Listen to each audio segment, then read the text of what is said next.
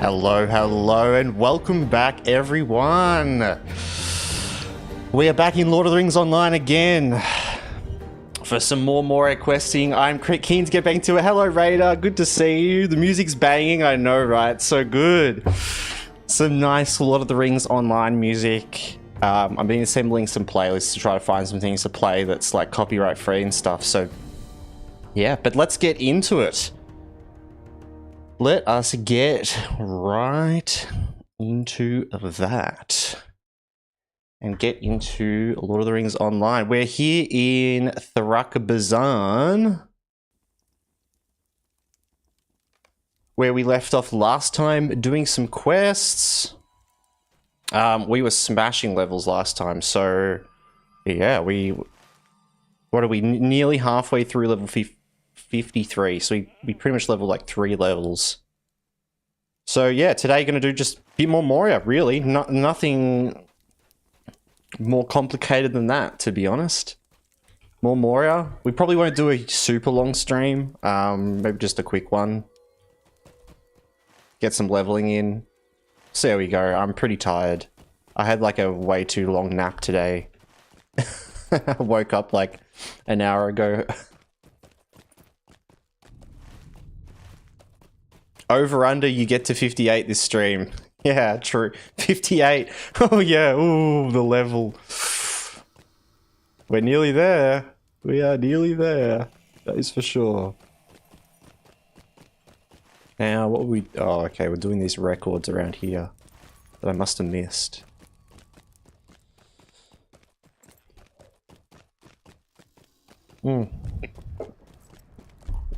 Oh. How are you doing, Raider? What have you been up to? Oh, okay.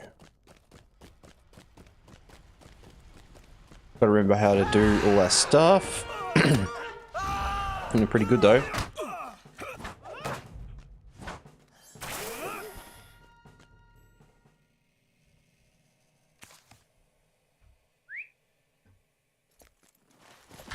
Where's our music? Not much music in here, is there?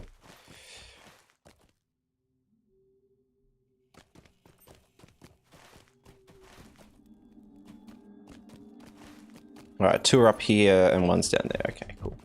Let's go get these.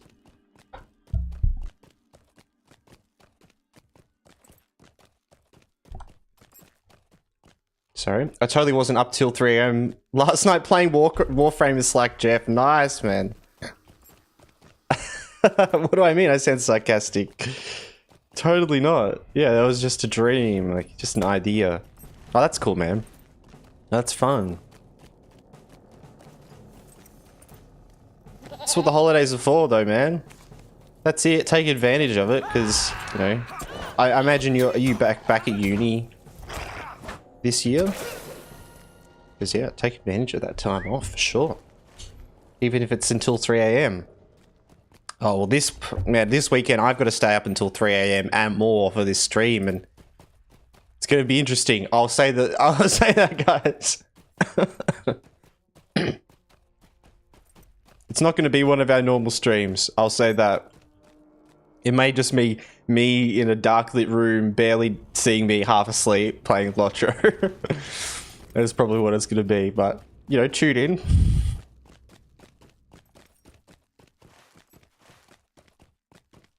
Alright. Like, yeah, I don't... Like, our regular viewer base isn't even... I don't even... Well, I guess a couple of the lads over from the US, like, might be around that sort of time, but it's just kind of funny, because it's like... I don't expect any of you guys to stay up until 3 AM to watch a stream.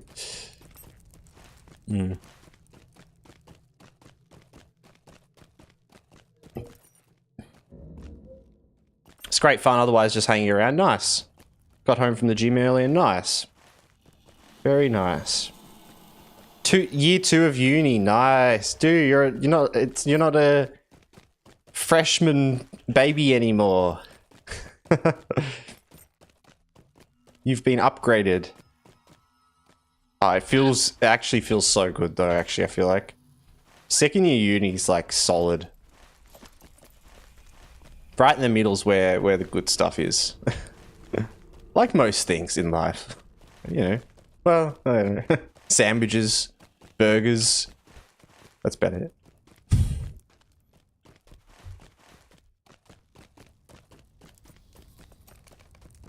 Alright, we got a gold gift. Gold winter gift. Oh, and a silver winter. Whoa. Do we just get a gold and a silver gift? A selection box I just got? No way. That is rare as to get.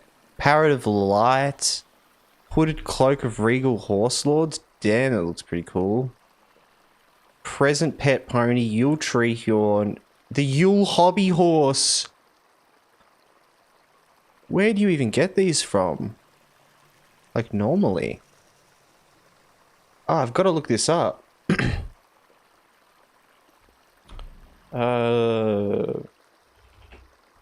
Yule Hobby Horse. Let's see where we get these from. Might just have to hold on to it till I decide. Selection box. What's that? So every day there's this thing called the Hobbit. Where is it? Hobbit Presents, and it's like every day and then every week. Every day as a free-to-play player, you can open one of these and you just get given some random stuff. And then if you have VIP, you can open the gold one every week as well. And there's a really low chance that when you open these, instead of like random stuff that it gives you, Virtue XP, it will give you a selection box. If it's like a festival time. And I think because it's, yeah, every day is a Hobbit for a chance at a bonus Yule gift.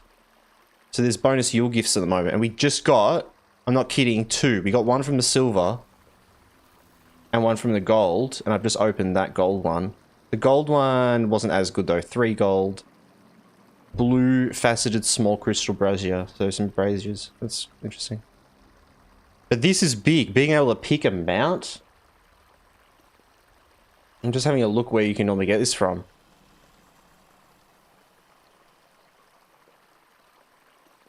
Oh wow, it's actually only from Silver Gift of Yule's Past. It's only from this.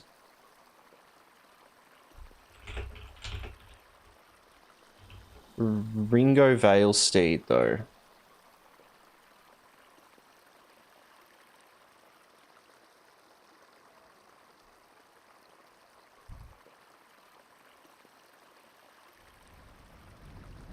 I don't know. The Ringo Steed looks kind of nice. The Hobby Horse feels like more... I'm going to just get the Hobby Horse. It feels too, like, special. Cool. You can see that, yeah, I know, as it's just easier to look them up on the wiki on my other screen. How you going as well, man? Good to see you. Apparently I've got a last minute plans. All good, Raider. Might pop out in a minute. Yeah, no, all good, man. All good, but good to see you, yeah. For you, maybe you didn't have to deal with merging universities, though. Oh, you've got... Oh, what? That sucks. I see what you mean, Radar. Merging universities. I feel like South Australia doesn't have many universities, so it's pretty, like... There's only a couple.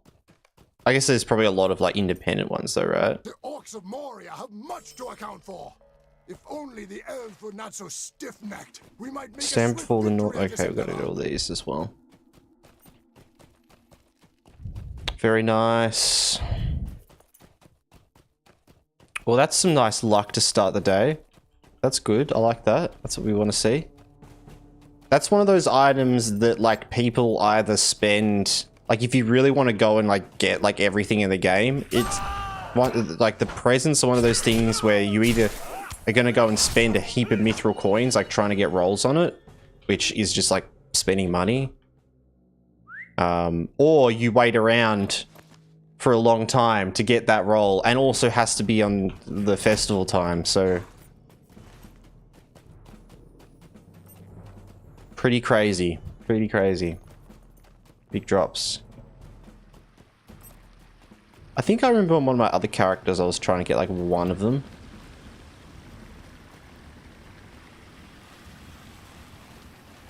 It's this way.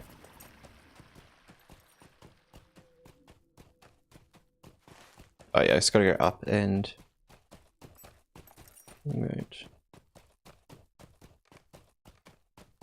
Nice.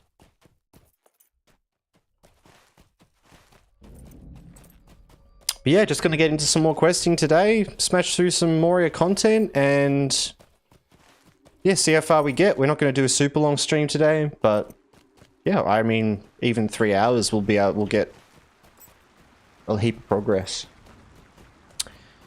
Ramen, I just took the absolute cutest video of my 5-month-old ever. I'm not sure why she thought us flipping this toy fish was the most hilarious thing in the world. Oh, that's amazing, man. I know that is that feeling like when they're just like so infatuated and laughing their face off at just the most simple thing. It's hilarious. It's the best feeling ever when you can get a baby to do that. I guess as a parent, maybe, like, you know. Oh. If you'd like to share it in the Discord, oh yeah, okay. I'll upload it to a short to share with the kinship. True. Give me a sec.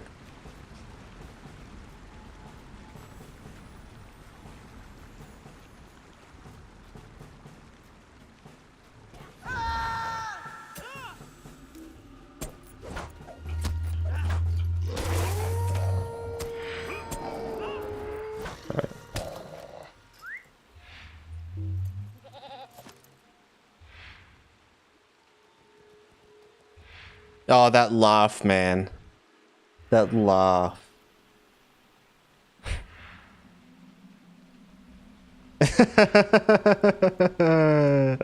Ah, it's so cute.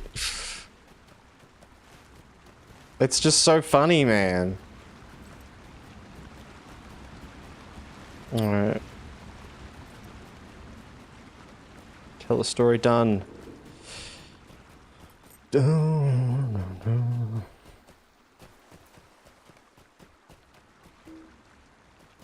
I never heard her laugh that hard, and it was like the most random thing. True. You said she's 5 months old as well. Yeah, so that's...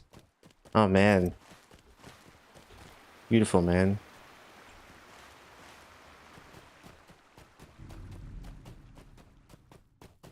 I already missed those. I already missed that age. Well, not really. It's just like... It's so... Oh, man, they just grow up so quickly.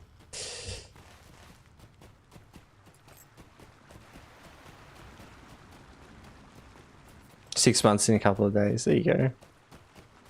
Cool. Here you go. Done. Yeah, our little one's like 1.5. It's like a year older.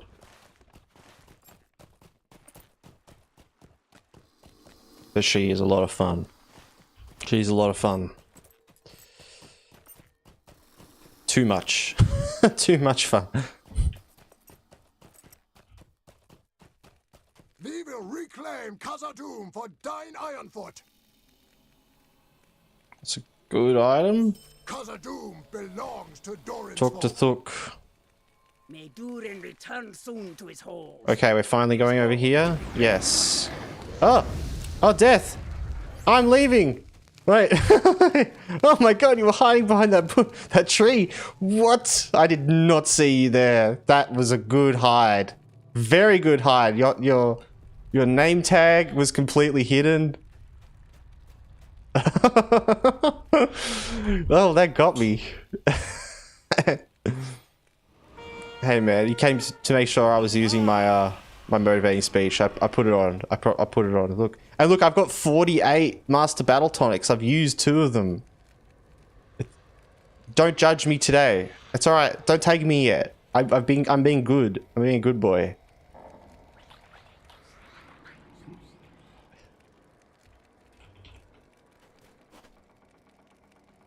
Can I do a blessing? I don't know. I need to do some blessing. Quick! I need to sacrifice something or someone. Quick! Quick! Alert! Wait, hear me out. No, wait, I'm not clicking on any of my animals.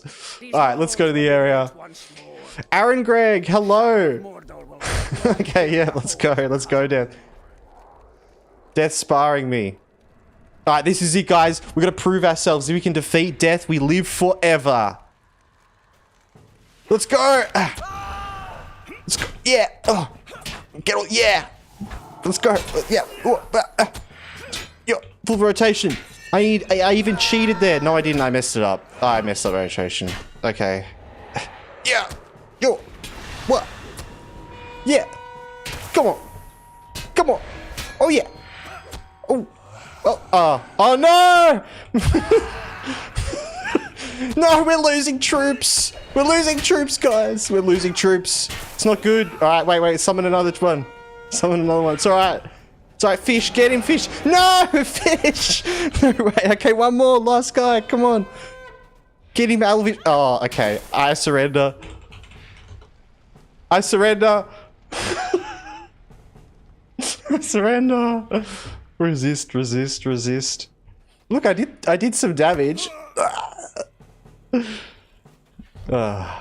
Damn.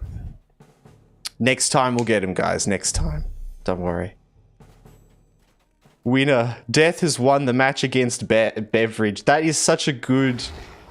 I feel like I need a screenshot of that for like Huge Jackman or something like that. I'm just posting this in the Lotro chat. That is so good. The Death has won the match against Beveridge.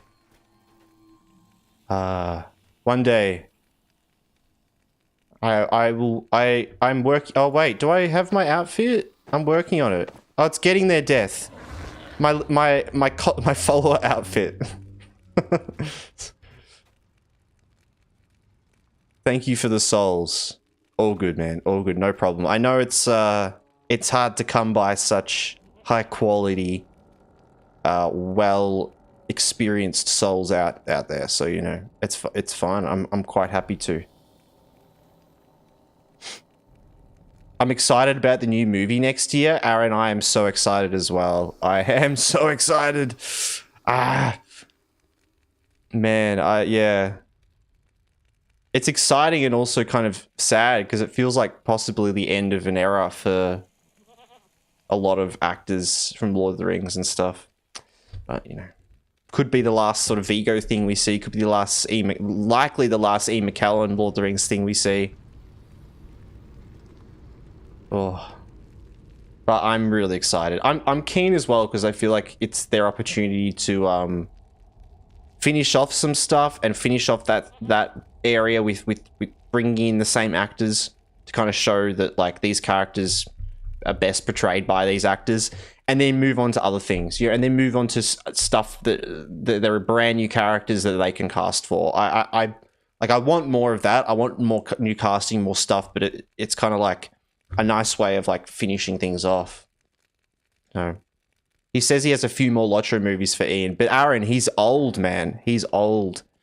Like, he had an accident like last year and couldn't do a stage show and couldn't fly. And yeah, so that's all I mean, man. It's like, who knows? Who really knows? It's like a bit of a Christopher Lee situation when he was in The Hobbit, I feel like, you know? And I just mean like as in this could be the last thing, you know? And if there's a few more Lotro like Lord of the Rings movies, they will be out in like years as well. So it's not like we're gonna get a couple in a row like with the others. But yes, I definitely think it could be the last Gandalfs we see for a while. The last of Gandalf stuff, you know. Dwarves must fight for dwarves. At least by that team that don't just want to recast some random character and then write him completely differently. i.e. Rings of Power. Alright.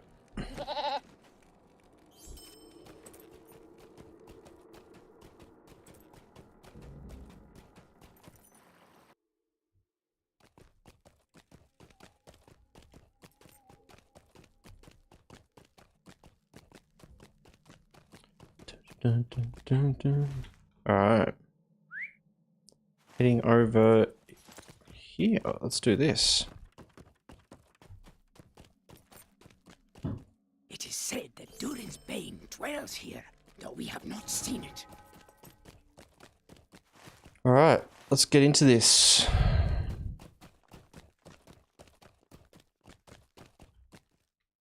Oh, ramen as well. I totally forgot your message. I didn't see your message, but you also said you got a second on their way. Congratulations to that man as well. Seriously, congratulations to you, bro. I hope everything goes well. Yeah, best wishes with all of that. I was leveling Brawl and stay up way too late. I'm gonna have to lurk. All good, ramen. No, you're all good, man. You're all good. Exclamation mark lurk. Chuck it in the chat if you're still there. You'll get a little fun surprise or something. Gonna make them random. I've been looking at bots for the chat, so I've been looking into all of that, and I'm gonna be getting alerts and stuff figured out for things for like our channel redemptions and all that sort of stuff. Just taking some time, but I found some good stuff where I can do all that. Just takes a bit to figure it all out, really.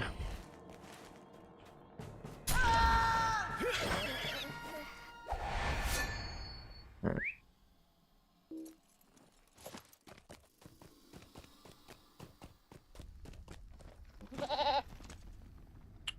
Dun, dun, dun, dun, dun, dun. Dun, dun, dun, dun, dun, dun.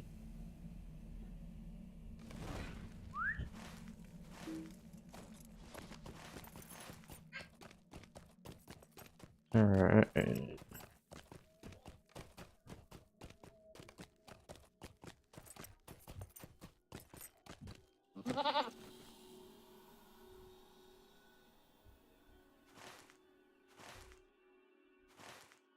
Go up in here, actually.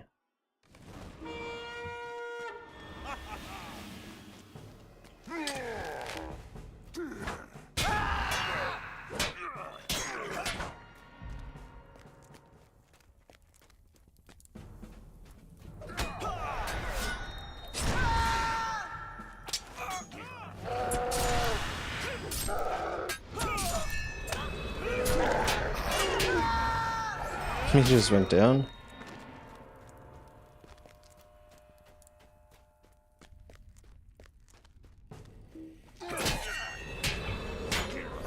Ah, damn.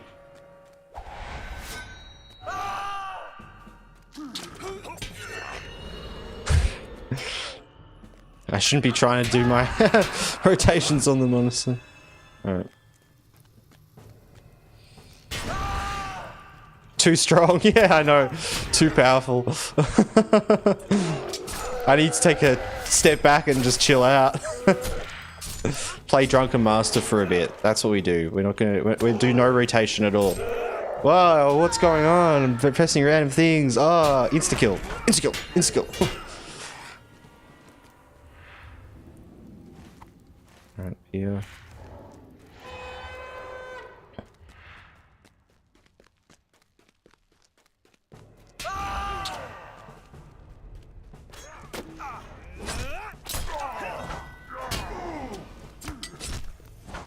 Butter knife. Oh my god, what is that?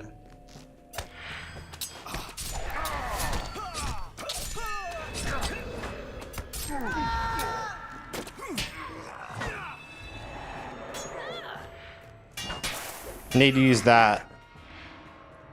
It was mine. Looks kind of like a butter knife. Yeah, honestly, even this couldn't hold me back, man. Dude, put this butter knife in my hand, I'd be critting, I'd be triple critting, I'd be dealing 6 damage per hit with this bad boy right here. I'd be slashing. Or Bane of Warm Butter. Oh, dual wield even. There you go, I could go dual wield. The Butter Master. We can spread everyone thin.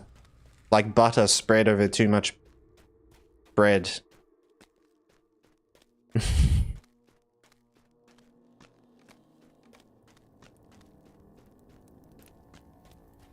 I wonder how many OGs are returning for Hunt for Gollum besides Ian, Frodo, and Andy Serkis.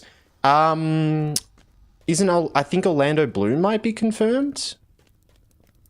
Maybe not confirmed? I thought I saw something like that, maybe. Wait, Ian, you're so confusing the way you said that. Ian, Frodo, Andy Serkis. That's like a new person's name. Ian McKellen, Elijah Wood, and Andy Serkis. Yes. And Elijah hasn't technically been confirmed, but like he was there in Hobbiton and he read the script and he's talked like, yeah. But yeah, he's 100%. That is pretty much confirmed. But yeah, no, I think it's like, yeah, just Ian and Elijah. But yeah, I thought I saw something about Orlando. And I know Vigo and others like have said, yes, I will be. I would like to do something like that in the future. It's like, but there's no confirmation about whether they actually have. But for me, it's like more. I feel like Vigo's a pretty core component to it, but it depends how I think how they go with the story, and that's what I'm really keen for, is to see Andy Serkis's take and what he does. I think it'll be really fun just to see a different director with the same creative team behind him. Even though the Hobbit was, you know, a lot of it was directed by Andy Serkis, like on Team B.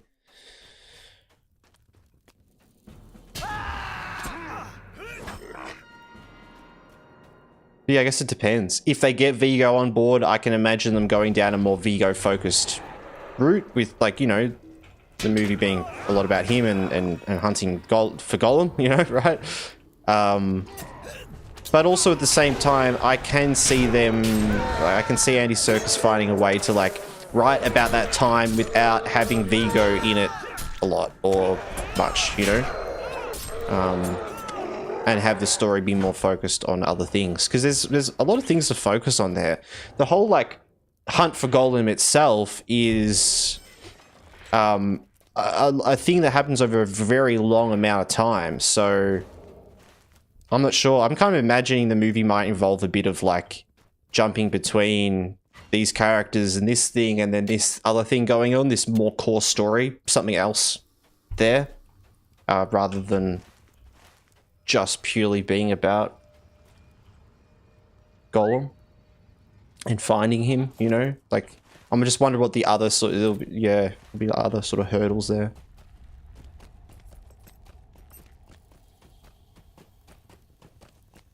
They announced that at a fan convention that Elijah and Ian McKellen. I don't know if Elijah was actually confirmed to be in it. He even said just recently, like, he can't say anything. His lips are sealed. Because he said something about how Ian McKellen was like, just told everyone. And he was like, well, yeah, I can't say anything. I can't neither confirm or deny it. So, to me, that's like, they're still under NDA to like, not talk about it. So it's not really properly confirmed. But look, hey, right? We know what's happening, aren't we? Don't we? I mean, we ain't dumb. I hope he goes on a side quest to collect 6 crates of orc supplies. Well, I just think, I think the Aragorn Legolas portion of it, hunting for Gollum itself, will likely be a small component of the movie. Or maybe not small, but like an overarching plot that continues throughout the movie, but there'll be some other elements there, and I'm wondering what things... I'm kind of just letting myself be surprised, because I know there's a lot of stuff that happens within those time frames as well. Like a lot of different things that they could focus on, so yeah, just be cool to see what it is, what they do, and or whether it's a full deep focus on that, on full Aragorn Legolas the whole time, you know. Which I'm 100% all down for that. Like, please, that would be awesome, but also I feel like it's a bit like unrealistic. I don't know.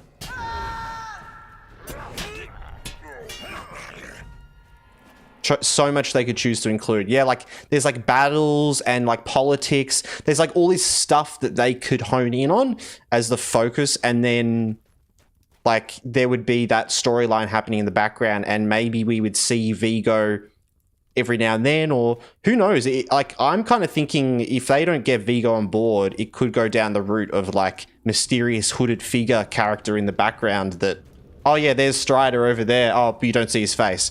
You know, like I wouldn't be surprised if they can't get Vigo on board, they go down like a route like that. It's like, I'm trying to think of other movies where they've done that. It's like the whole Colin POV. Yeah. It's like showing the, I don't know, it's like the Superman coming in, but they don't show Superman's face, or Batman or whatever, right? And you're like, oh, which actor is it? Like how things like that have been kind of done before. It's like, oh, the character's there. Yes, you know, in very obvious shows and things where a sideline to it, like, I don't know, it makes me think of like Robin, like, you know, Batman's side character and stuff, all the stories with him. How Batman kind of just has come in at moments, but they don't, you know, highlight who it actually is. I think it could be possible. I don't know if I'd like that though. Like, I'd love to just see Vigo, but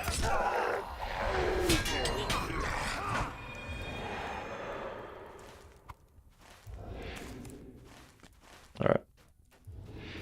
Statue just here.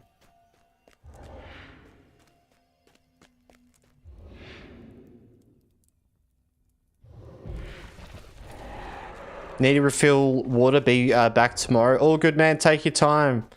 Take your time. As his bloody 20-litre water bottle. Just carries around like a cart with him everywhere. Cart of water.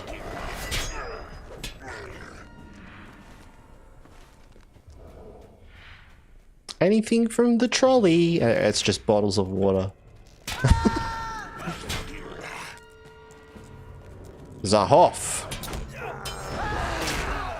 Okay.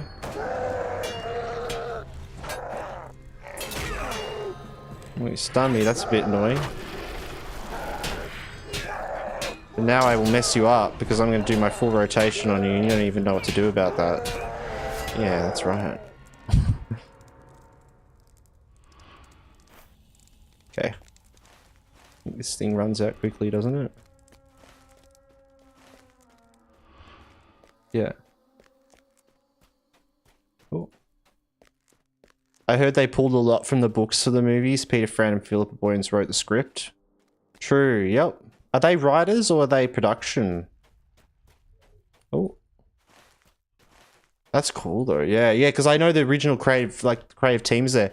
And Peter, I think, yeah, Peter Jackson's just like a producer. But are they actually on the writing team as well, or are they just executive producers? That's cool though. I'm sure, I mean, well, where else would they get things from? But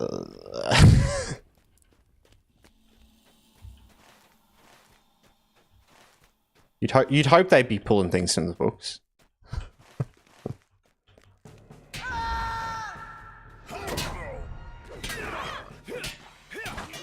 Alright. Get him, yes.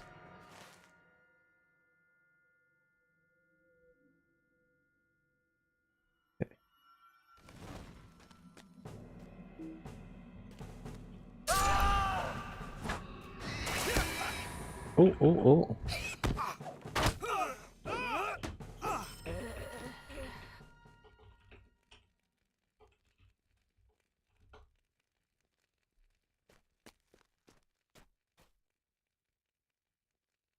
Fran Walsh is writer and Philippa. Okay.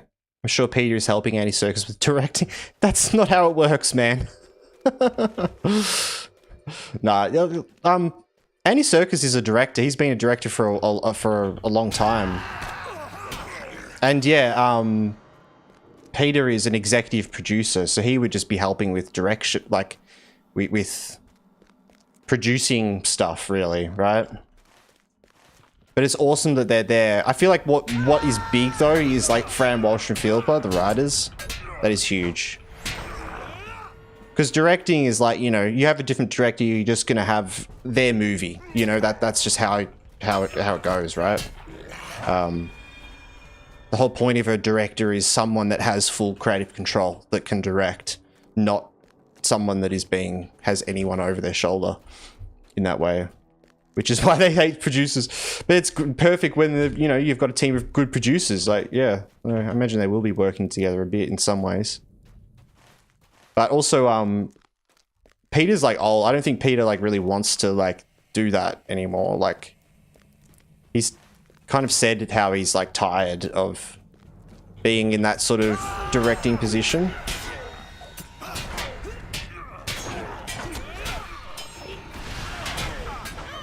Because The Hobbit wasn't going to happen with him, right? That's the whole thing. He wasn't going to do it at all. And then he like came in last minute because he was like, he was probably like, no, I don't want anyone to mess it up. And then, yeah.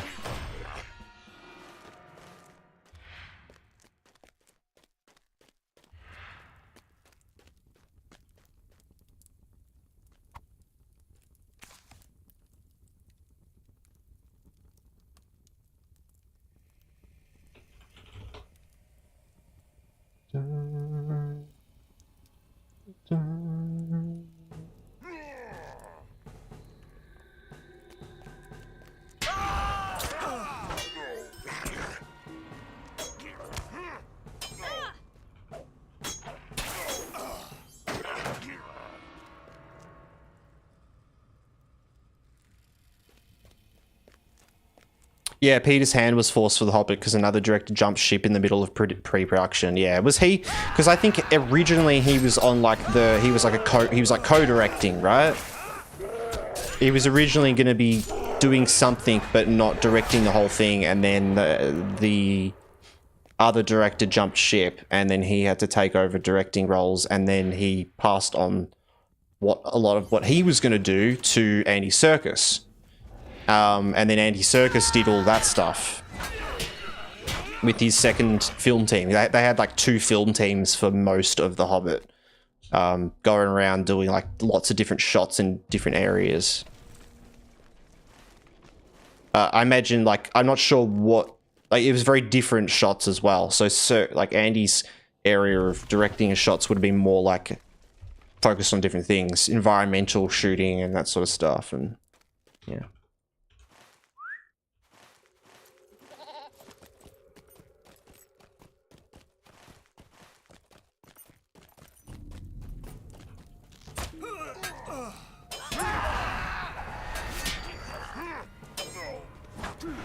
But I guess it kind of worked out for the best, didn't it? Because that happened. And then, I guess, Andy kind of got to prove himself. Show off his skills. If that hadn't have happened, who knows? Maybe this wouldn't have worked out. Because you never know with stuff happening behind the scenes. Like when production companies are figuring out whether it's worth to make a movie, it's like, a lot of things that come into account is like, who can do it? Like, who's going to direct this? Who's going to produce this? Like, it's like we need to be convinced that there is enough people on board, And I feel like Andy Serkis would have been a pretty big player in a lot of that. He's a pretty get stuff done sort of guy. Like, he knows how to get the job done. We've seen that in Gollum, right? I think he proved himself day one playing Gollum, crawling around in the freezing cold with rocks and getting jabbed and stabbed and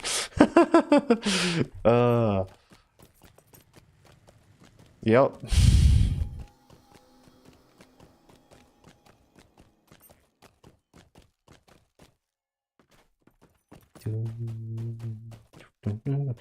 Well, okay, so hunt for Gollum, that's cool.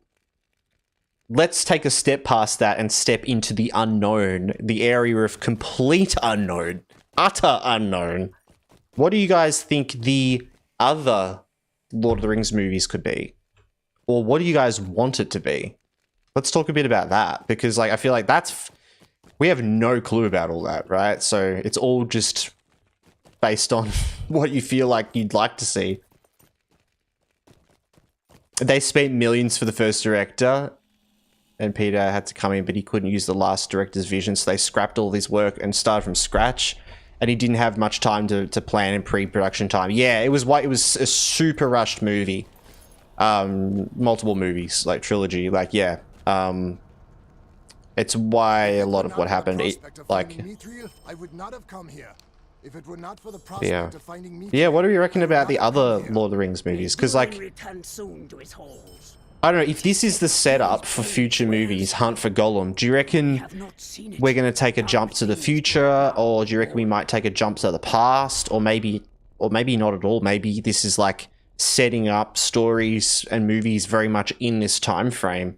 I don't know, there could be all sorts of stuff. I would really love to see some earlier stuff, like, you know, maybe like the Battle of Fornost, like the fall of the Dunedain and stuff would be pretty sick. Like, that'd be some cool stuff. And that gives possibility to bring in a new Vigo actor, you know, it's like a young, or not even have him in it at all, you know. We will first have to deal with the orcs. Or maybe some very dwarf focused one. Maybe something in Gondor. I don't know. The thing I love is about that lore, it could be anything. It literally could be anything, Aaron. Exactly. That's what's so, I don't know, that's what's so exciting about it. That's why I'm kind of more thinking, like, what do you guys actually, what would you wish for if you could just have what you want, right? Because I feel like so many different people would have so many different things, which is awesome, that they want to see into a movie, you know. But yeah, you kind of, it's a big true thing as well, is that, like, I think something as simple as, like, I don't know, walking around the old forest could sound simple, but could be turned into something way more than just that, you know. So I also think that they could potentially take very small stories, small sections, and turn it into something it would be so much more.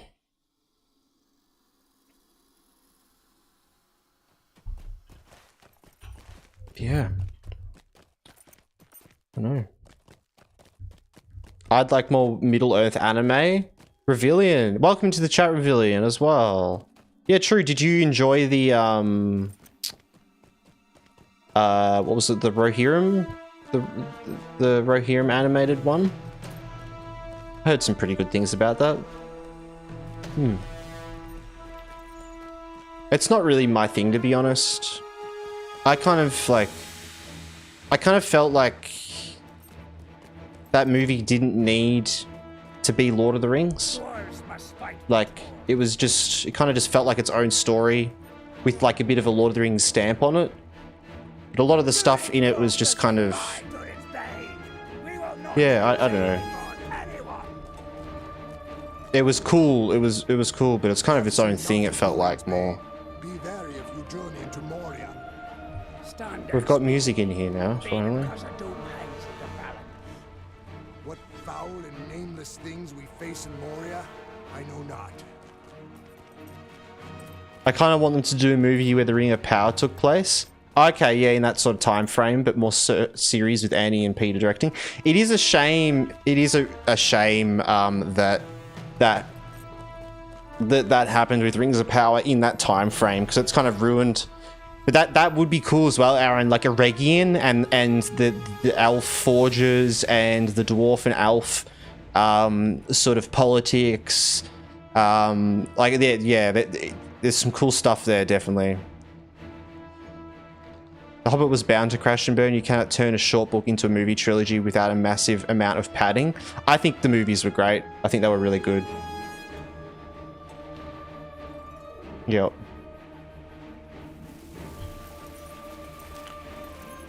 Welcome into the chat as well, Box. I don't enjoy them as much as the movies, definitely, but I think they're just as good in a lot of ways.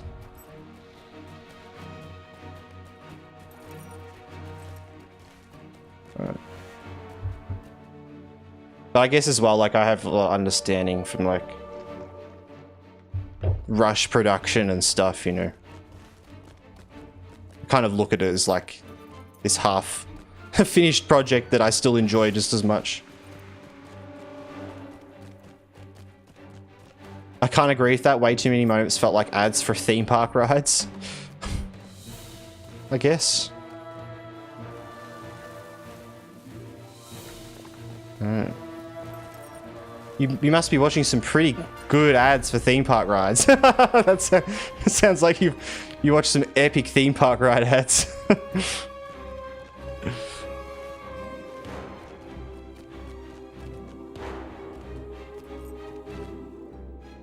Az, thank you for the hydrate check. Wait, did I just realized I left that guy there.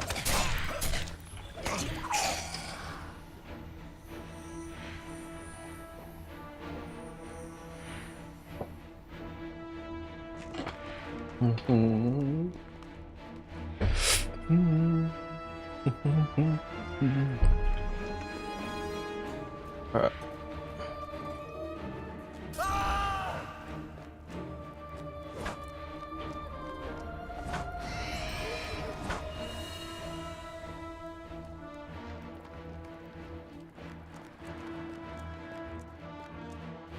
My biggest gripe with the Hobbit movies is the egregious action. Not because I hate action or anything, but because I like the often slow and quietly creepy vibes in the book better. Yeah, yeah, definitely. I see that for sure. Yep. Yeah, and like the second and third movie more as well. Like the first movie's a bit more like that, isn't it? It's a bit more homey. It's got that sort of thing, and like I definitely prefer the first movie from the other ones. Like I've just watched it a lot more, I feel like, as well. Hey, Ecstasy of Gold, welcome into the chat. Hello, hello. Pete was the same way. He said that Warner Bros. Told them they were doing 3 movies instead of 2, right? Yeah. 2 movies would have been good. I think 1 movie wouldn't have been. I wouldn't have liked 1 movie. But 2 movies would have been good, like being able to separate the first half from the Shire into like Moria and the Ring and all that, into the intensity of like coming out of the mines of Moria, going into Dale and the Lonely Mountain and the Battle of the Five Armies. Like, well, actually, sorry, it would have been a bit further up because that's what they kind of did with the movies anyway. But I mean, like, instead of 3, 2, so it would have just gone that little bit further. Yeah. Because yeah, 3 is like too much, but 1 also, I'm happy there's more, right? So it's kind of like, I'll take the benefit of the doubt and just be like, right, whatever. Like 3, sure, it's not great, but I prefer that than 1. So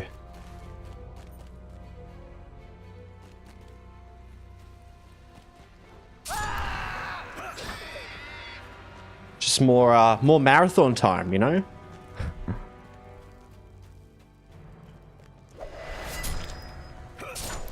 What I really want to see is Peter Jackson's talked about it. He mentioned it for the 25th anniversary stuff, but oh, sorry, what was it? Like not 20, like 30, whatever it was. Is that there is like hours and hours of footage from the original trilogies that he was saying he's like could potentially be cut into like, you know, a 6-hour per movie thing or something. I just would be, just do it. I feel like just do it, Peter. Do the Jackson special, you know. It will be a chaos. It will be absolute chaos. But like, I want it out there. I want it to, you know, the Mithril cut, yeah, or something like, right, like, yeah. It's like the Schneider cut, right? But it's the Mithril cut. Like literally that. But you know, and a lot of it would be unfinished stuff, but from a creative perspective, like, man, just give it to us. Like, I know that like from the viewer base it's something you wouldn't normally show, you know, but God, what an artifact of stuff. Like, it's just gonna disappear if it doesn't get like shown. Man. Oh. The Hobbit is 6 times shorter than Lotro, a single movie would still be twice as long in proportion.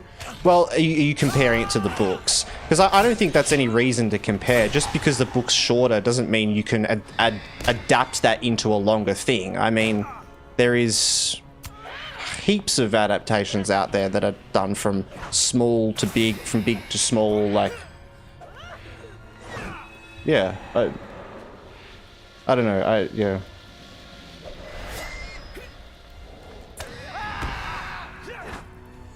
Nerd of the Rings on YouTube said it doesn't exist. Did he? Really? I'll have to look at that. You're not in the Discord, are you, Ecstasy? Because I'd love to see that.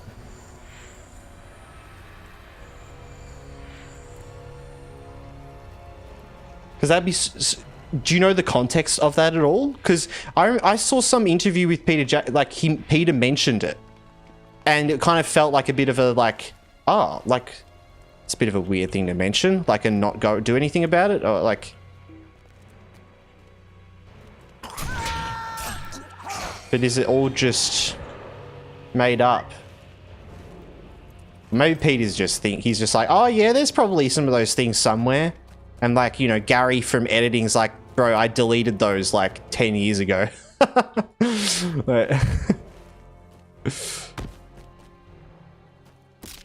Whoa! Okay. May Durin return soon to his Alright. haunts.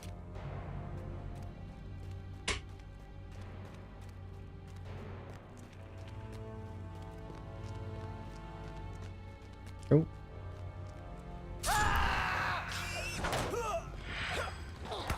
There's a lot more behind the scenes and new behind the scenes for the Lord of the Rings movies. Yeah, that was what it was. It was like...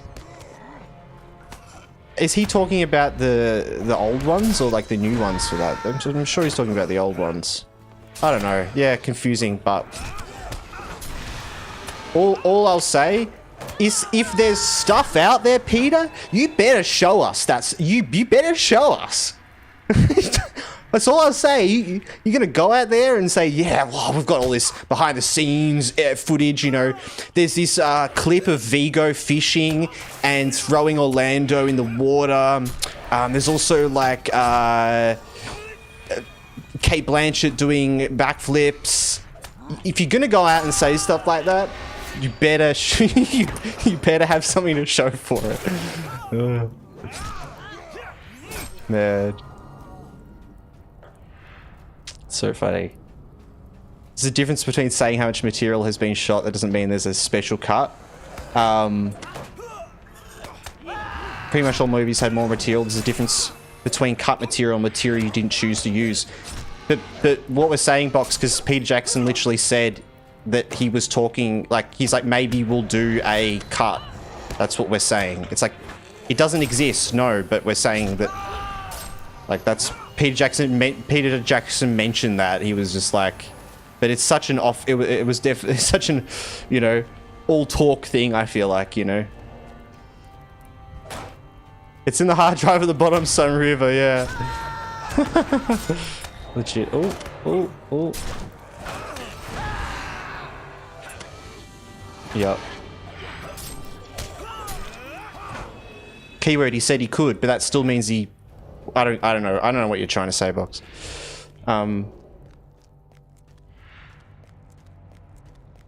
Someone will accidentally find it while fishing on their birthday in 100 years. They'll find it like the, what's it called? It'll be like Smeagol in the boat. He'll be swimming down for some fish, and there'll be just this hard drive with Lord of the Rings behind the scenes. He pulls it up out of the water. It's my birthday, but I want it. I want it. Okay, we're gonna destroy this now. Okay.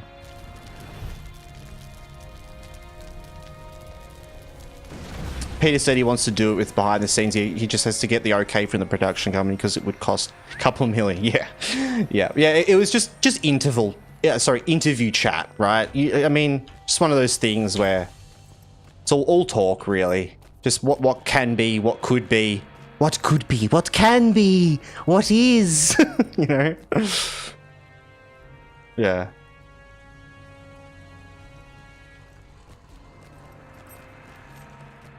When I say I could do something, it doesn't mean I actually think about it seriously. What do you mean? When you say you do something, you don't take it seriously. That is... That's just you. That's just who you are.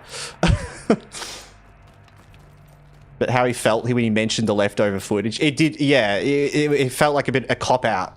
It felt like a cop-out. Also, like, I don't know. We'll see, right?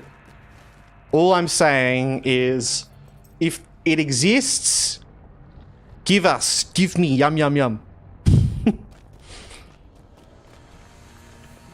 I hope that's convincing enough for you, Peter Jackson, out there watching. On the internet, of course.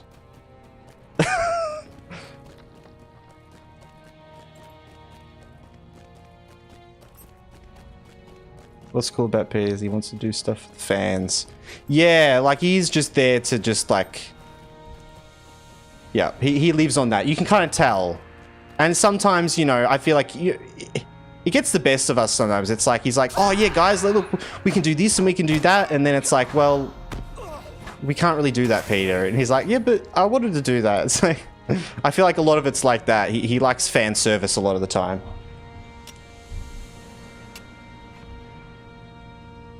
I heard somewhere that they might have filmed Awen and Faramir's wedding. Wow, really? Oh my god, that would be cool. We are getting a little ad break over on Twitch, guys. I do apologize. We are getting an ad break in like 20 seconds. We'll be right back. We do have to run ads every hour. I know it's annoying, but I'm just going to be chilling here. We're waiting, and we'll be right back with you all. I appreciate you all for those of you that stick around. But yeah, no, I got to run ads for Twitch.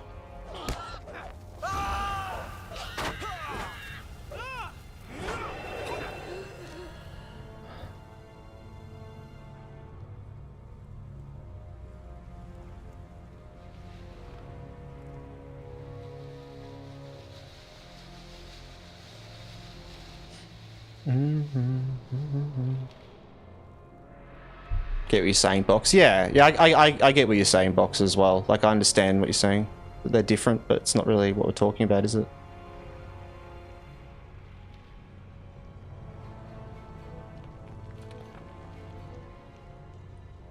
Alright. Raw, yeah. What... Ads? Hello, ads? Twitch... I love it when Twitch just tells me ads are about to run, and then... Alright, well, let's just kill some guys while we wait. I'm just going to do this quest. So we're just going to be destroying nests and slingers. Ads. There you go. Okay.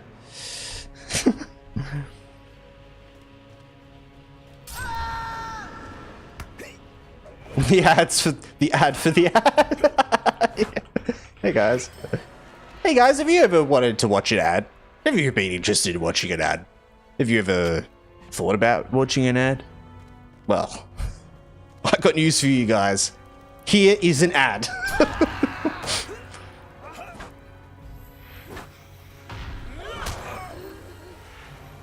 Alright.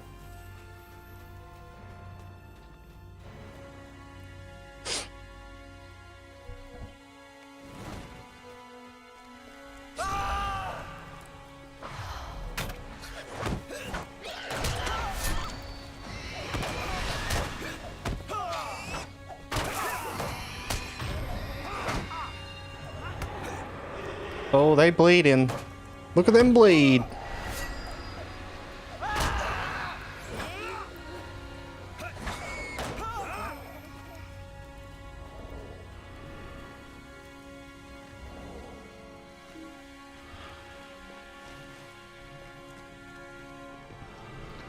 That nearly killed me. Didn't realize.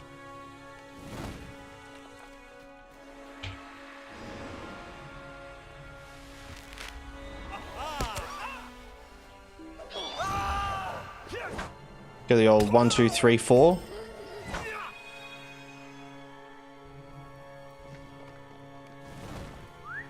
Alright, over here.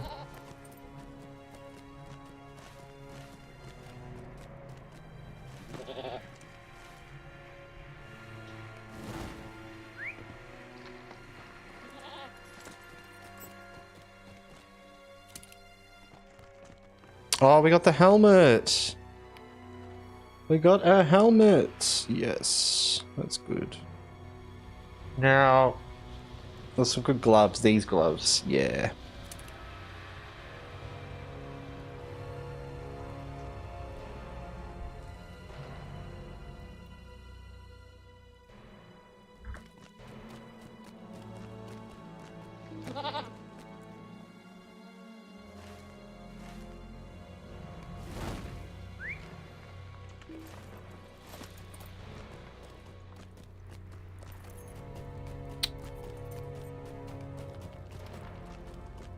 Alrighty. Oh, damn it. That's alright.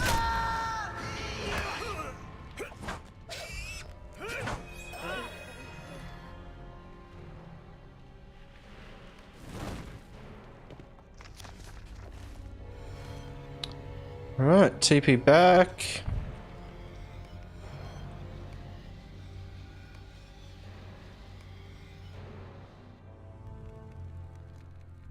Alright, we are back from ads as well. Welcome back, everyone. Thank you for sticking around. I appreciate it. See me in the 21st Sword. We want to go to him. Maybe doing the hunt for Golem is that they might have the money to do all the behind the scenes of the Fellowship of the Ring, Two Towers, Return of the King after the movie's done and stuff. Oh yeah, I see what you mean. Yeah, I don't know. I honestly don't know, Aaron. Like the only thing I saw was just that like little interview with Peter Jackson talking about it. I don't actually realize it was potentially yeah, to do with any of that, but I guess that would make sense. It's like if they're going, like they might have had to go through a lot of footage anyway to see certain things and compare certain stuff and maybe look at things that didn't work. You know, it's like it's if you've done a whole lot of scenes and stuff has been cut out, it's probably good information to remember back to, you know, however many years later and look at and go, well, that didn't work, this didn't work, but we can do that better. Now we can do this how we wanted it to do this time, sort of thing, you know? So yeah, I could see that as a possibility because that like they'd likely be pulling up all of that footage anyway, you know, to look through. So yeah, see, because I was just kind of thinking it was a bit of a random thing Peter was just talking about, but that would make more sense.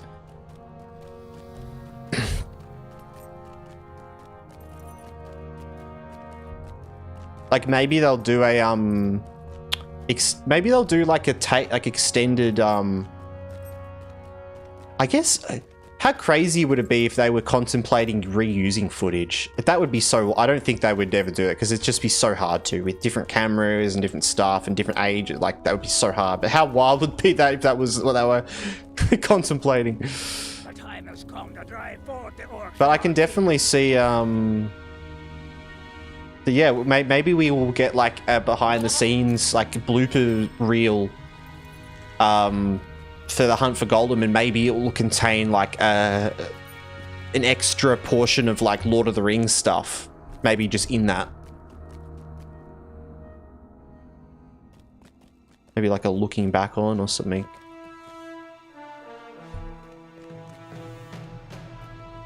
Balin came, but we have heard no word from them. Must fight for war. Level up. May Durin return soon to his halls. Durin's folk will defy Durin's Wing bay. clipper.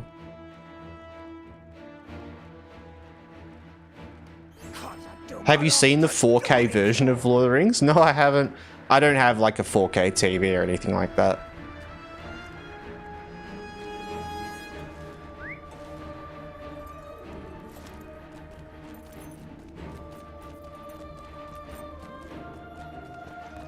I'd rather be interested in a documentary series about the making of the movies and some context about why some footage wasn't used.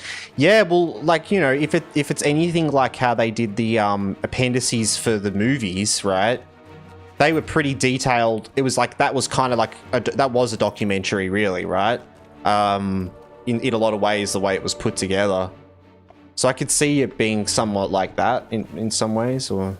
Maybe they're just preparing something for the future. They could just be collecting things like And maybe on like a next anniversary thing, they're gonna do some special document. Like, honestly, Box, like, you're probably closest to what's real there is like them using, instead of just, because I don't, it's like what are they going to do to release behind the scenes stuff? Like put it in a disc for like, or like put it in the release for Hunt for Golem, or just some random stuff like.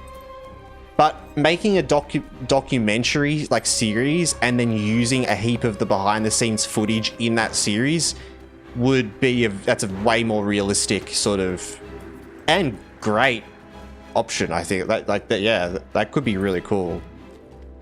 Let's pray for a Box. I'm with you, man. I'm with you.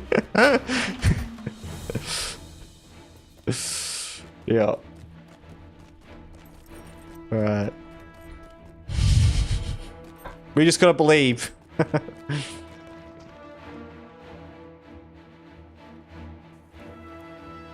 It's just a mashup of all the unreleased footage, and somewhere in the hours of content they've hidden Golem.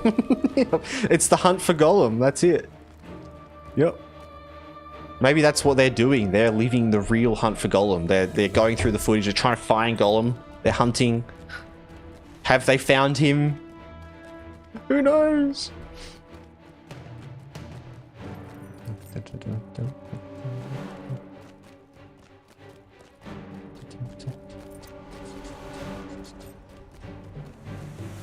I really want to go to the cinema and watch the... I don't know. I might have already missed the times, actually, for the movies. It's only for a short amount of time, but... It would have been cool to go to the cinemas and watch them.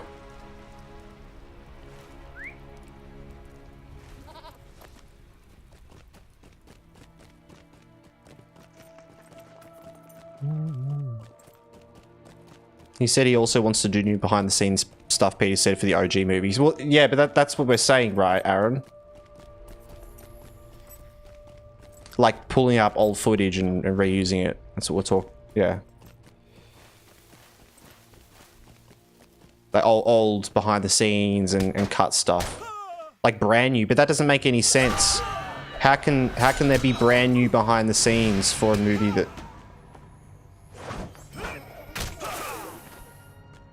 Like, it would just be old. It will be old behind the scenes that no one has seen before. That's what he's talking about. Like footage, heaps of footage.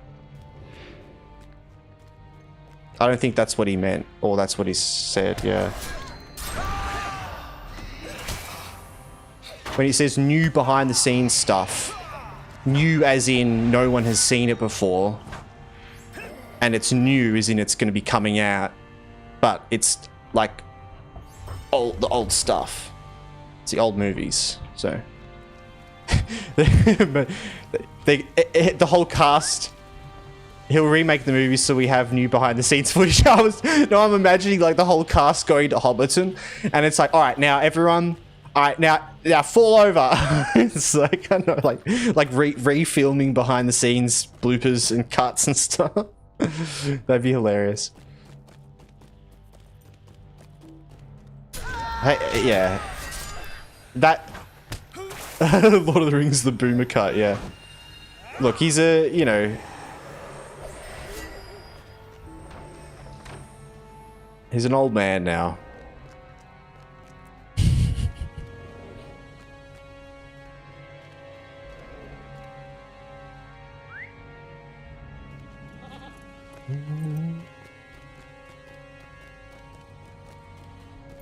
I think you're right from what you said before though, Aaron, that he's just like, he just loves the Lord of the Rings community, you know?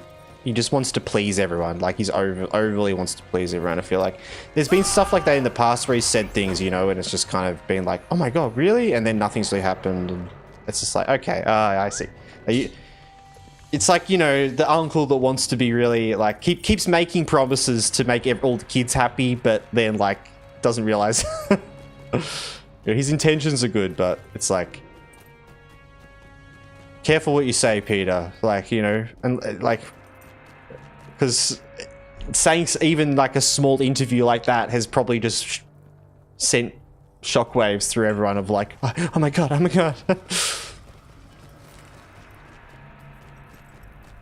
Yeah. I'm old enough to be aware that dreams rarely come true and that not all of them should be in the first place. Some things are better imagined than seen. That's, I guess... Well, yeah, not all dreams come true, but that's kind of a sad way of looking at things though, right? If you never dream, then... Like, because you know they're never going to come true, or that they're not going to come true, then it's just kind of sad. But yeah, some things are better managed, for sure. Unrealistic expectations are worse. Yeah. Yeah, unrealistic expectations are definitely not good. Right there. You also got to know when to push for something that you may not know is possible. So, what are you going to live your whole life not taking risks and trying to get, like, go for your dreams? Nah. Setting yourself up for disappointment? Well, you know, fail and move on. That's right. I like the behind the scenes stuff because we need to study how they did it and do it again for other content. Yeah, yeah. Clearly they did something right. Yeah, yeah, and it's cool to see where the line breaks, the illusion break. Like, right, like, because you get to see, it's like, oh, that's what made that illusion so good, that fantasy so good, right? And when you see the behind the scenes, or you see like a blooper and things fall apart a bit and the actors break, you know, it's like, it kind of makes you go like, oh wow, that was all weighing, like everything in this scene was weighing on all of this, you know? It's nice for some people, I think, as well. Some people just like couldn't care less about something like that, but I think from a perspective of liking like creative process of movie making, it's like, yeah, it makes things seem possible. It's like you kind of see everything and you're like, oh, that's how it works, right? Durin's folk will defy Durin's Bane. Alright. We will not retreat before anyone.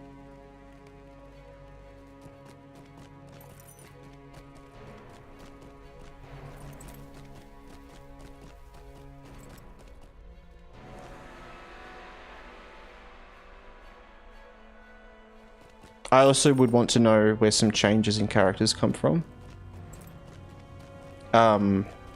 Like with...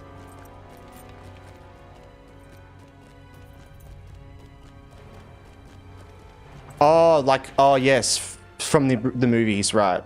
Why they changed certain characters. Yeah, yeah, I see what you mean. Definitely.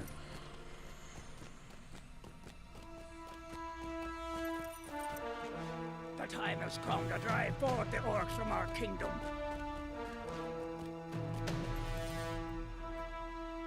Does everyone here know about Gimli's boot falling off in a long shot of them running in the two towers? I didn't know that as. No, that is that's a deep iceberg right there. Wow. It's definitely, that is there. Yeah, that is definitely a less commonly known one. For me, I would crave to see more behind the scenes for the OG movies. If he wants to do them, hell, why not? Yeah.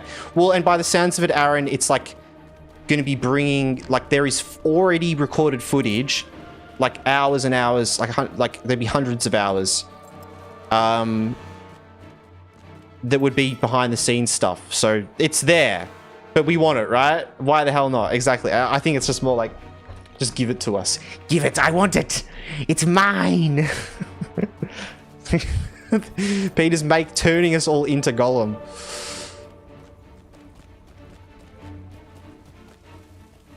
The movies misrepresent Gimli, Denethor, Merry, Pippin in significant ways. I'd like to know why. I feel like it sounds like you've got like a very focused mind. It's like I need to know why you did this. Why have you done this to my characters? Yeah, no, definitely. There is like a plethora of questions and answers for those sort of things, but I guess it's like that's where like the creative movie part takes control. It's like the real answer is there may not even be an answer. The answer is like, well, I don't know, because I wanted to, like, right? But yeah, like I guess there's those key creative. I guess what I'm trying to say is there's key creative decisions in the, around the writing desk and that sort of stuff that would be really cool to know about what decisions they had to make those decisions, like, well, why they needed to make those decisions and the reasoning behind it. But the truth is, we'll probably never know that because that's the creative process to art. Artists don't tell you how to do their art. Like, it's the whole point. Like, it just defeats the purpose of it. So it's like, it's kind of like asking an artist how all that works. It's a bit of a, it's not really for us to ask that. It's just us to enjoy and then or not enjoy, right? It's just like, but those sort of decisions, I guess, I feel like in the hands of those sort of people. Yeah. Yeah. Knowing is the key to understanding. I think we just have to kill these guys.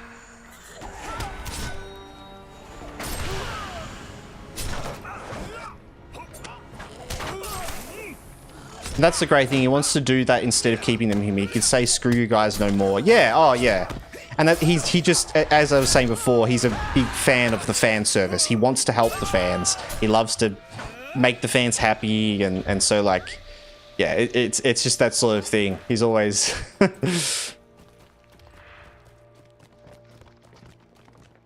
although that boot thing was something I heard when I was very young, and I just went to rewatch the scene to share it, and I feel like people were potentially spreading misinformation.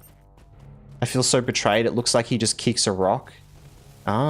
Maybe, okay, look into that more though, as don't give up on your dreams, okay? I'm just gonna say, don't give up on your dreams to believe that the boot went flying off. Alright? You might be disappointed, but it will, like, you'll get an experience out of it.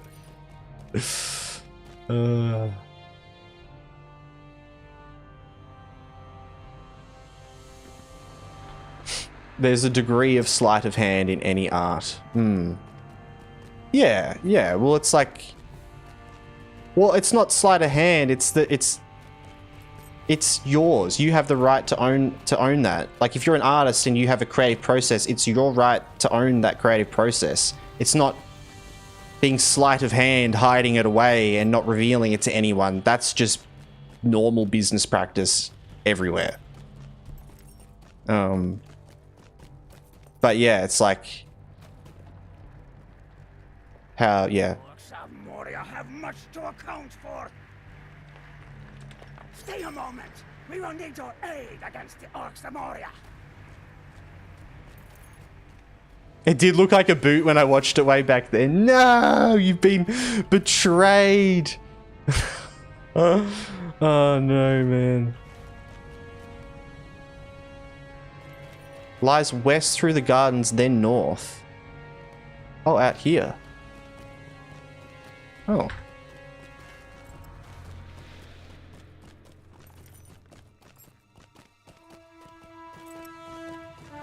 May Durin return soon to his homes.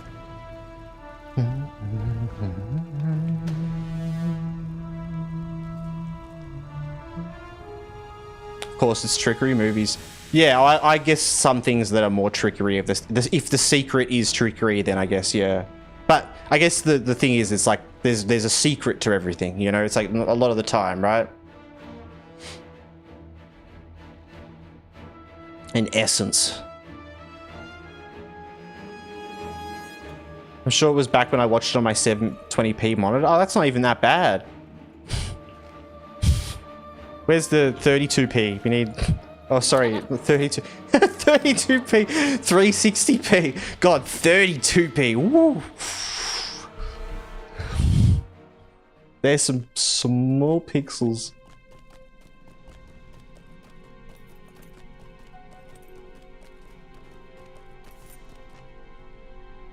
Dun, dun, dun, dun, dun, dun, dun, dun, dun. All right, now we go over here.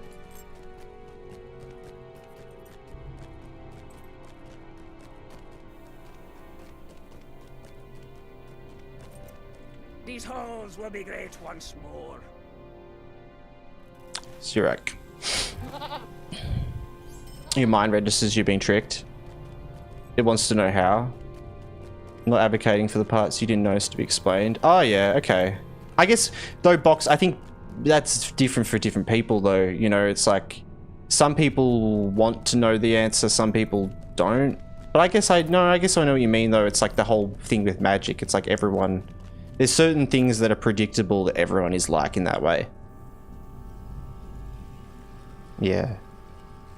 Like everyone wants to know the answer, even if you don't, you know? Because like with a magic trick, I would choose to not want to know the answer. I understand how it works. It's the same with some of those riddles and stuff. It's like getting the answer kills it.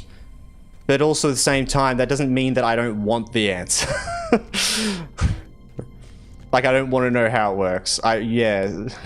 Sorry. Your mind is always doing that. It's kind of like the battle with yourself, whether you actually get the answer or not. I wonder if Kate Blanchett is coming back too. Yeah, it's a good point. Could be some core stuff for Kate there as well. Moria have returned. I like knowing how tricks are done, but definitely understand people that don't. Yeah, but I guess what I'm saying is it's like, I think everyone does want to know and understand how tricks work. Like wants to know the answer, but some people are just like, okay, just like content with it. But everyone, I think deep down, that's the whole point of magic. The fact that it works is that you want to know the answer. So how can you not, you know? But I think we learn to like just make it the decision that we don't want to, because we learn that it doesn't give us the best outcome, you know. But sometimes, yeah, like sometimes like when you're actually learning a trick to actually do it. But it's like that thing. If someone does a magic trick to you and then you get them to tell you, it's like it's not fun anymore. Right? But it's fun then if you take that trick and you learn it and then you do it to other people that don't know it, and then the fun continues. That's the cycle of magic tricks. In fact, if people didn't actually want to know, debunking videos wouldn't be that popular. Exactly. Yeah, it's like hidden deep in there. Everyone wants to somewhere. And I think we indulge in that in certain ways, like watching stuff like that, you know? But yeah.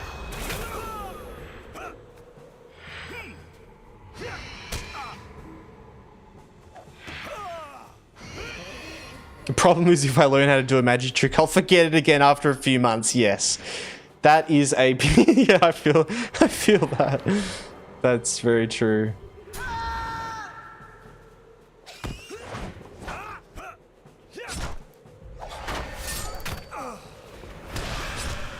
Oh, no, my guy up.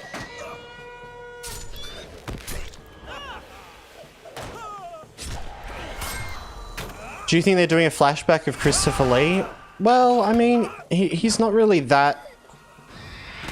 Is there any core things that really occur that Saruman is a part of? I don't really think, right?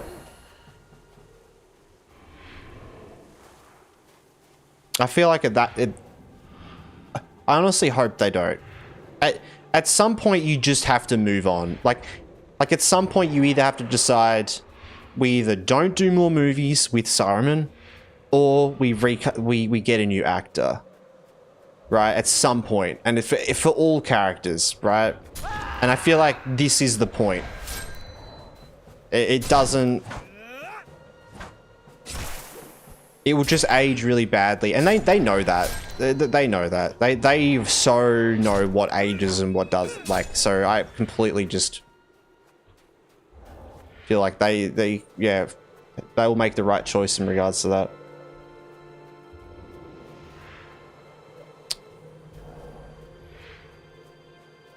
I always have the detachable thumb, the trusty detachable thumb trick to wow the kids. Hell yeah.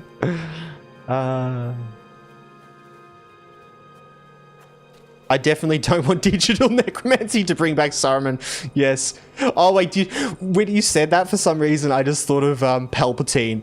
Somehow Palpatine has returned. Like digital necromancy, I imagine is like actually no, but yeah, I see what you mean. Digital necromancy, like they did with Tarkin in Rogue One. Yeah, true. Yeah, that was. Look, I think the Tarkin thing. It was very. It was very one moment. I think it was okay, but yeah, it's so hard because it just makes the age so bad. It's like even like the Rogue One thing is okay. Like, you know, it's all right. He looks okay, but like it's still gonna age. Like it's gonna look worse in the future than it does now. Which is the worst part. So, I don't know. There's always going to be updates, and just things are just slightly off. Things are just things are still uncanny valley with that sort of stuff, right? It's like with the Luke stuff they did with Mando, like, whew. I don't care if the family approved. This is a disgrace. Yeah, I wouldn't like that as well, Box. It would not be cool. That would not be very cool. Well, I think tricky subject, but I think the option is recast. Get an actor in. This is your opportunity to do it. People aren't expecting Christopher Lee. Like, right? This is the opportunity. Like, you do it now. If, you know, yeah. It's a pretty simple... And I don't think it really needs to be... yeah. It's just... gonna be better than that no matter what. Yeah. But it depends, I guess, what happens, like what moments, because you were saying, I mean, like orcs are there, and like maybe we get like some scene of Saruman yelling atop Orthanc or something like that, and it's really far away, and but I don't know.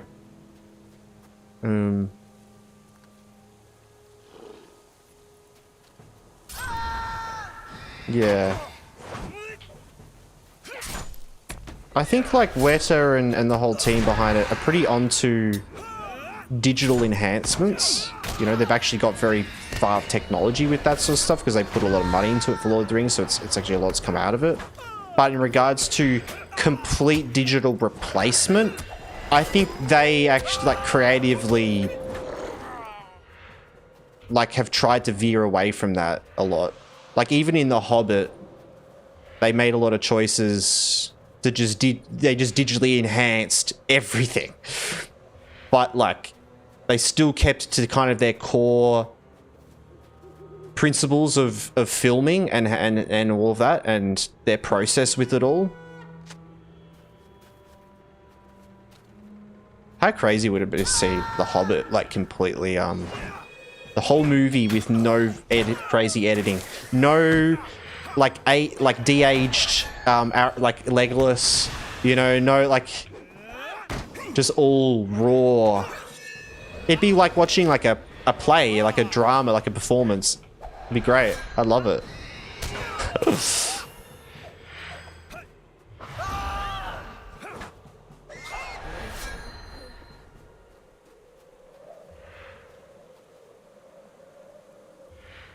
Imagine Marvel making a Black Panther with a CGI. Chadwick Boseman. Haha, yeah.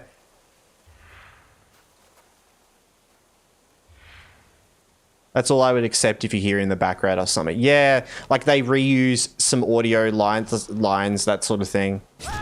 And that's what I feel like I can imagine them doing that, but a full sort of front-on digital replacement, I think is a bit... It's not like that team to do that. They're all about mocap as well and all that. Like there would be...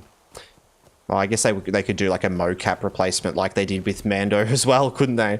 But, you know, I don't know. Please, let's just not think about it anymore.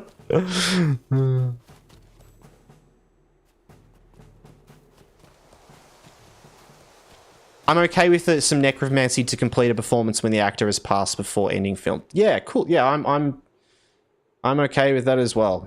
I think it's respectful to them. The fact that they even were wanting to film a movie at that point in their lives. It is. But yeah, no, after though.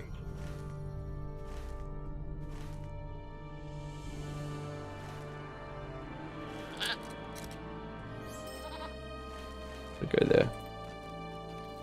Solution is we clone a new Christopher Lee and raise him from birth to become exactly as he was in his previous life, of course. He totally won't turn out like Count Dooku. You know? I think they should recast everyone. I actually don't know what I think about that. I think, like I was saying before, like it has to happen at some point. Either you have to make a decision to do it or just not keep going. But would it be better to do a full recast? Would it be better to slowly recast? I don't know. I don't think it's need. Like, I think like just replacing and recasting actors as we need them.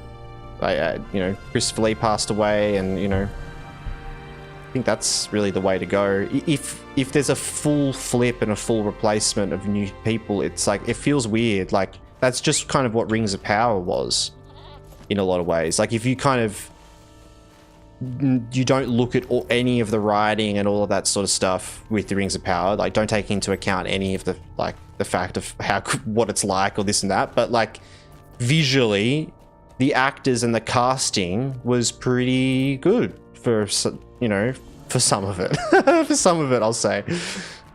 For certain major characters, though, is an example of what recasting can look like. And I don't know. I just think, yeah, I don't know. I don't know what I want. I don't know what I honestly. It's stuff like that it's just like you just got to leave in the hands of the people that make the decisions. So.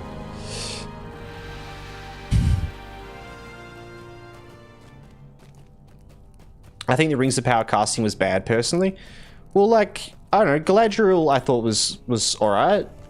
Wouldn't you think? Elrond, age-wise, okay, let's stop, let's get it straight for a second though as well, is casting lore-wise, they did a horrible job. Like, at casting the ages and making people look the right, horrible job. But I don't know, I think just like seeing a character is a different thing. Like seeing Galadriel as this different actor, seeing Elrond as a different actor, seeing like, you know, it just kind of gave that perspective on what recasting could be like.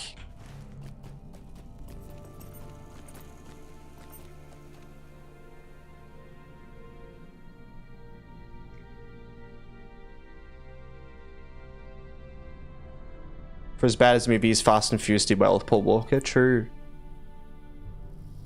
Won't blend it. They're also older and sound different. Yeah, definitely. Exactly.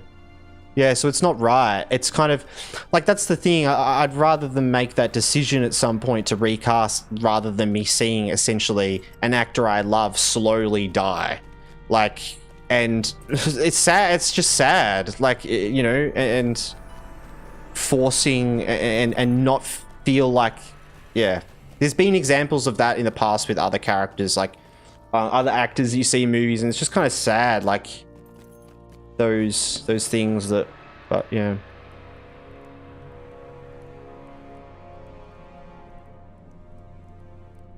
I just always look forward to new creative choices and teams and what new people can bring in.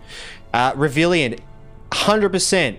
That is so true, and I agree with you completely. That is what is all about. And at the end of the day, letting other people take some creative control and seeing what happens is where it's at, right? We get to sit back and see what happens, and yeah.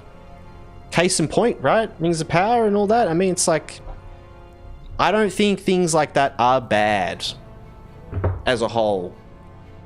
I think you can have the opinion that it is a bad show, but I don't think it's a bad thing that Rings of Power was made. It's just like, things just happen.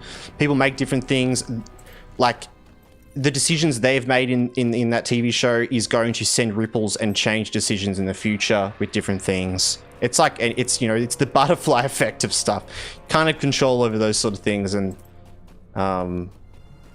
yeah, just, I love to just look forward to that as well. Those creative differences. To just be like, oh, that's okay. I'm getting like a little bit into the mind of who you are. And for Rings of Power, I couldn't care less, because who's directing it? Who's right? Like, I don't care about you. I don't know what you've done. Like, you know what I mean? But yeah, I'm really curious to see. I'm really keen to see what Andy Serkis does with Hunt for Gollum. Ignoring acting ability, just the physical presence of the Rings of Power characters isn't the same. Yeah. Oh, they are there. You're right. I guess what I was kind of saying is it's just like a look into what recasting could be like. And well, you know what's interesting is how, like, who is it?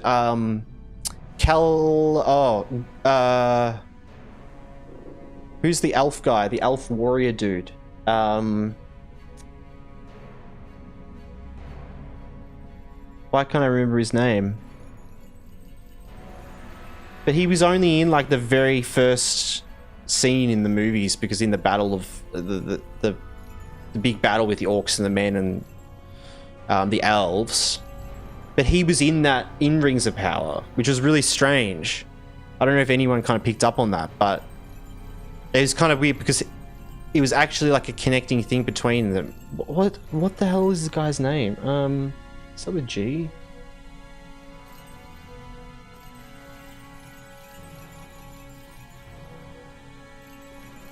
Oh, Gilgalad. Wait, Gilgalad? Was it Gilgalad? Yeah.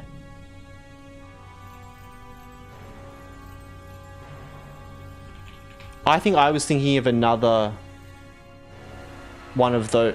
I think I was thinking of another one of those elves, but yeah, it is Gilgalad, though, who's the actor I'm thinking of.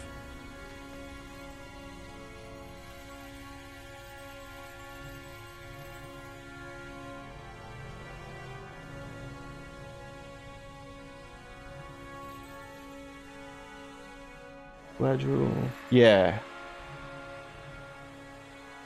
Yeah, no, Gilgalad, yeah. But yeah, no, so the actor that plays him in the original Lord of the Rings movies, which he is in, he's just in a tiny portion of it, and the rest of it was actually cut from the movie, which he was a bit upset about, as you would, right? Isn't it the same guy? It's the same guy. I'm pretty sure it's the same guy.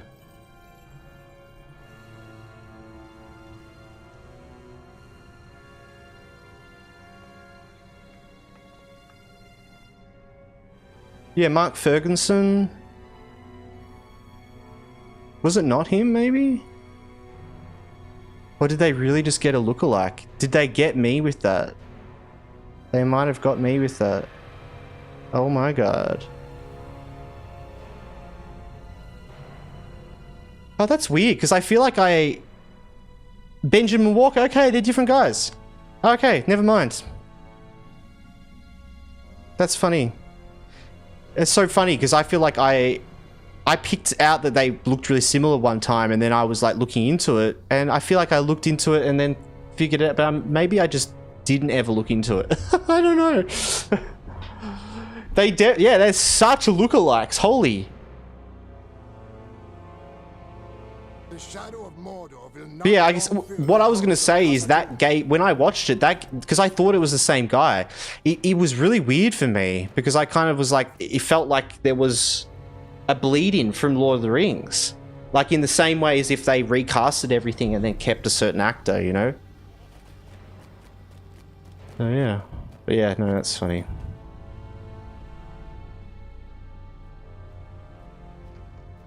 Don't want to recast roles falling into mimicry. You can make nods and take inspiration. Straight up imitation isn't my thing. Oh, recast roles falling into mimicry. Yeah, no, I feel that as well, Box. Yeah.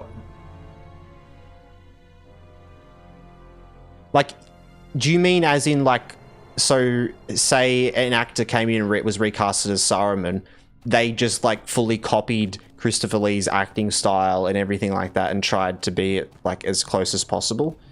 Is, like, that's what you're saying, right? That, like, that sucks. And because I feel like that does. Yeah, no, I'm all for that as well. That's like, you got to take risks, and like recasting just has to happen. It's a risk. No one wants it. No one wants change. Everyone hates this stuff, but you've got to do it. You've got to tear the band-aid off, and you flip a coin, and it lands, and you get what you get. You know, it's like, that's it, isn't it? Right? Yeah, like, and I mean that as in, actors need to just act and be themselves. We need to open the doors for people to become these actors we love. Like, we love these actors in Lord of the Rings. Like, there is potential for thousands of other people in the world to become just like those for us. So we need to keep those doors open for them, you know?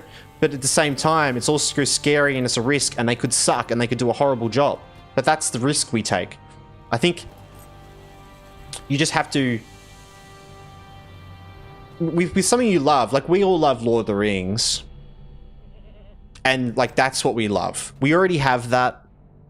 It's always going to be here. That's what we have. I always try to think about that with things when they extend stuff. Star Wars, for example, this sort of stuff. I still have what I enjoy and I like that. And that's it. That's all I need. Like, just because something further is bad doesn't mean it's tarnished my perspective on this world. This is my world, my experience. Like, you can't take that from me. I'm not going to let some shitty writer out there go take my enjoyment from me. No way. You know? So it's like, I'm all for that. I'm all for pushing more creative, more creative. Do it, do it. Who cares? Who cares if things fall apart and fail and crash? You get stuff. You get things. You get content. You get things. Like, we get The Hobbit. You know? Like, we got it. It's how it is. It went through all this stuff, but we got it. It's like... And it wouldn't be any other way, you know? Because things just turn out.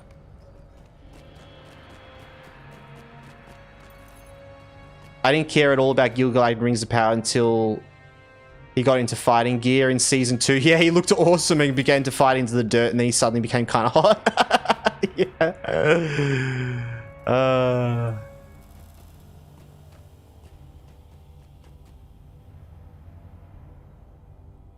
Did you hear they came to Peter with the script and they said he was thinking about doing the show, but they never called him back? Or maybe he never called them back. I have to drop this. No, all good. Can we address the main issue with Rings of Power? It frequently looked way too cheap considering the budget. Yeah, that's definitely, yeah, for sure, Box. Yeah, yeah. I don't know what more to say. That's just big true. It looks like it's just a filter. It's just a filter. A badly applied filter that looks cheaper than the original. Removes the shadows, removes the flat. It was a very, like... It almost looked very comic booky in a way. The vibrant, bright colors, which I like, by the way. I liked the vibrantness of it. I thought it was nice. It was an interesting take on it all, but yeah, like it is... It looks cheap because of it. The fact that it cost them that much money to make that flat, comic-y, vibrant looking look with the glared cameras and bright, like, you know, it feels like there's a glare in every corner. I don't know if you've, like, you know, there's some shininess happening somewhere everywhere. It's like, yeah. Thranduil was really well cast. Oh, how well casted. I know, right? What's so funny is the actor, he's like 2 years younger than Orlando Bloom, I'm pretty sure. Or like a year or two younger than Orlando. And Orlando's the young one. Orlando's the young guy. And Thranduil's actor he's younger than Legolas. I thought that was really funny. And he's meant to be like his dad, you know. Oh, we love elves, don't we? Oh, the riddle. I didn't even realize I picked up a riddle, guys. All right, let's solve some riddles. And also the Hobbit gave us a great performance. Thranduil felt on Galadriel's level of commanding awe. Yeah, Box. Couldn't agree with you more. What an incredible show.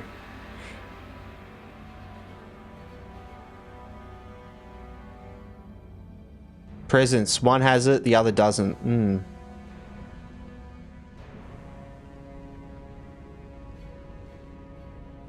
Yeah, wow. Alright. Dwarf walketh over, dwarf walketh under. In time of war, dwarf burneth asunder. A bridge? A tree? No.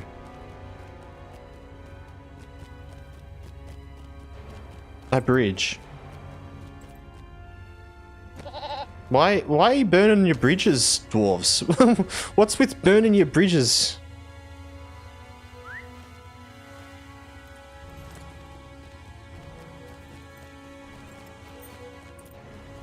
Okay.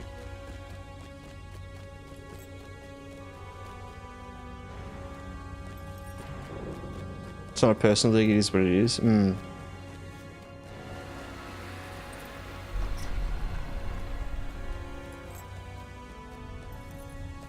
Eleanor, or whatever you called it, looked great. What was that, Eleanor?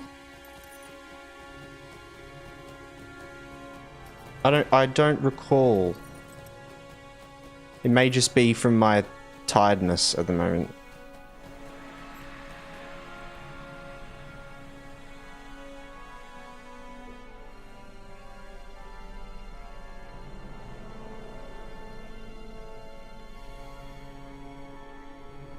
At the end of the day, I cannot hate the Hobbit trilogy. There's some great acting in it. Hey, there you go. That's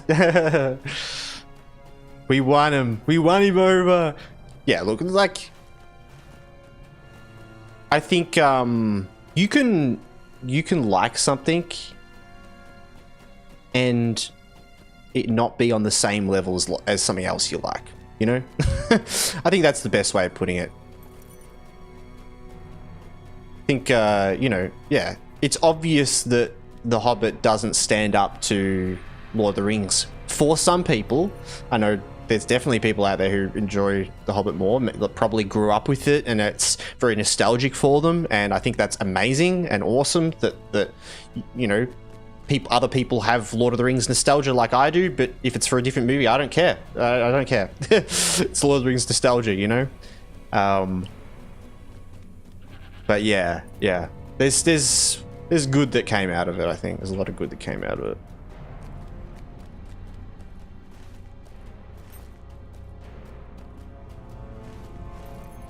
And if anything, as well, you got to think about stuff like this as well. It's like I was saying before, like how everything's good, everything does something in the industry with creativity. Like doing things is just good to do. Where am I going? I'm completely lost right now, guys. Sorry, I just got to actually reassess with what I'm doing.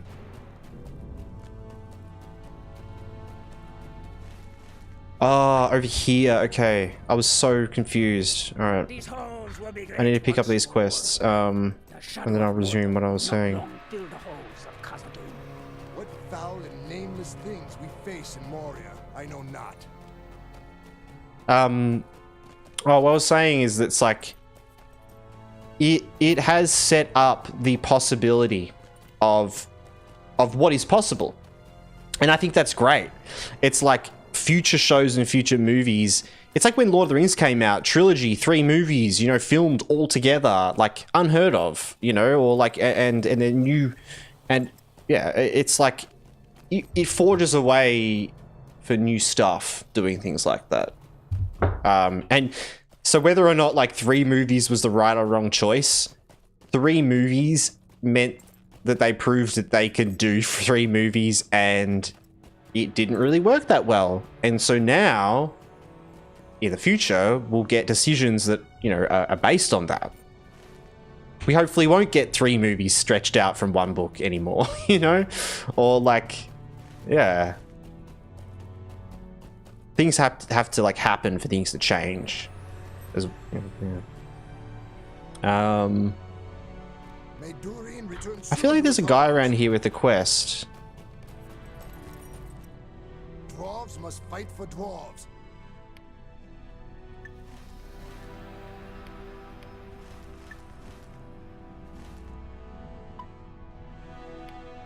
Ah, there.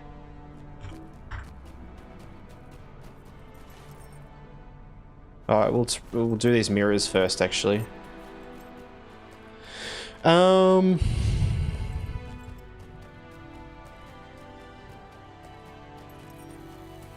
Aaron, you meant the Rings of Power, the city that gets destroyed in the dream. Is that the Dunedain city?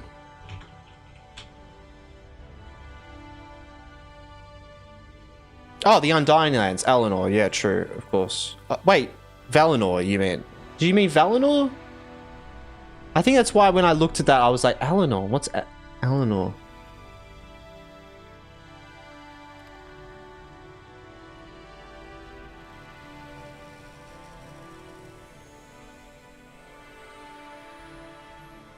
The parts I dislike about The Hobbit were likely due to the Force 3 movies, like Barter scraped over too much bread. Yeah, yeah. Yeah, would have been upset if it was another. Yeah, yeah. Imagine that. Imagine, guys, what the Hobbit would have been if we had a different director. Hexaflexigon, welcome into the chat. Welcome in, Numenor. Yes, yep, yeah. That's yeah. Oh, Valinor is the capital of the High Elves in the Elder Scrolls. Yeah, yeah, it is, isn't it? Yeah, yeah, yeah. Yeah. Wait, is it spelt like that as well? Valinor ESO. I think it is spelt like that, yeah. That's why when I looked at it, I kind of half was like, I feel like I should know that, like, but yeah. Would have loved to see Del Toro's take on it. Both Pinocchio and Frankenstein have reminded me how good he is. Would have been interesting to see which level of darkness he would have brought. Was it Del Toro that was originally directing The Hobbit? Is that what you mean, or is that something else? He was right. Okay. Yeah. Wow. Oh, can we just get both? Can we have both? Does anyone want to duck over to the multiverse timeline where they had that one and bring it back? I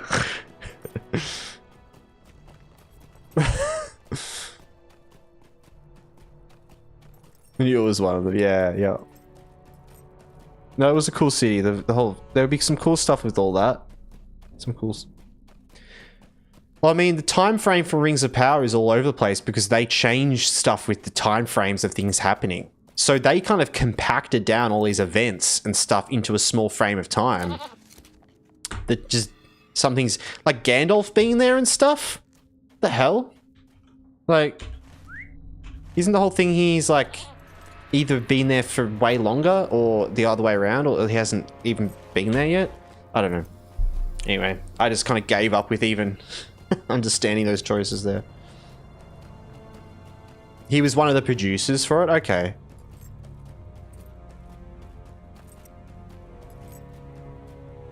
I'm still bummed there's only been 2 Hellboy movies because only 2 of them count. What's the law with the Hellboy movies? I don't know.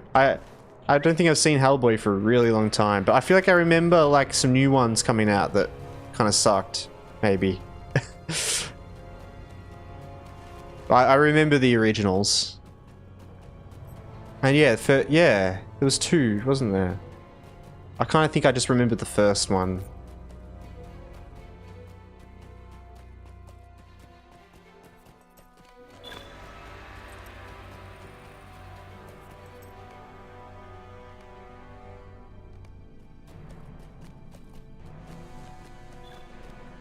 It is said that Durin's Bane dwells here, though we have not seen it. I doubt that Lord Balin still lives. Oh my god, Box. Yeah, the Galadriel having a thing for Sauron, it doesn't even make no sense. It like goes even further than not making sense. You know what I mean? I don't even know how to explain how insane it is. It's like... God. Oh, yeah, she's been married to Celeborn. Exactly. Exactly. But like that's not even a. Yeah, I'm trying to be polite. No, I appreciate Fox. I've got to say, like, I think for me that is like one of the most annoying parts for me. Like, is the Celeborn stuff, because it's like, or Celeborn, like the fact that he's just not even mentioned. They also have a daughter already. Yeah, exactly. And not only that with Sauron, what about freaking Elrond? Her and Elrond have a thing in the show as well. And yeah, and her daughter is married to Elrond. Naughty Bev calling celery boy. Celery boy. Yeah.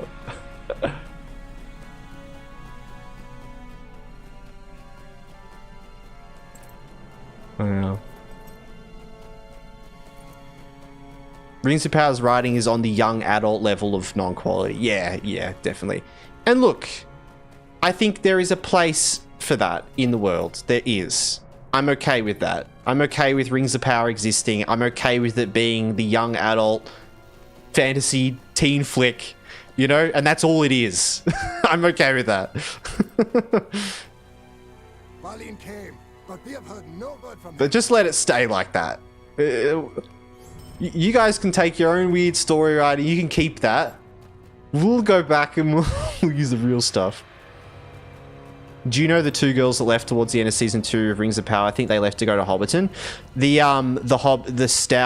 What are they called? The Halfoots? No, those hobbits who are essentially the hobbits that come over from the east over the mountains, and they go over to Hobbiton. Like, it's the beginning of that sort of all that sort of thing. Yeah.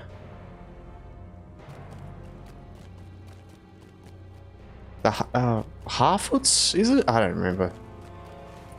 But then a whole lot of them stay on the mountains, so like they kind of go over the Mines of like the Misty Mountains where Mines of Moria is and stuff. And then a lot of them go over to Eriador and then live over in Eriador, but then some of them stay in the Misty Mountains and they end up living there, and they're who become over here is it the Stores? I think the Stores. We have an ad break as well, I just realized. But yeah, I think they end up staying there, and they're like bigger sort of hobbits, which you can play as in the river hobbits, which Smeagol is a river hobbit. Bit more mix between a human and a hobbit. Alright. That's done. Let's go back to The shadow of Mordor will not long fill the Dolphin halls of View. Khazad-dûr.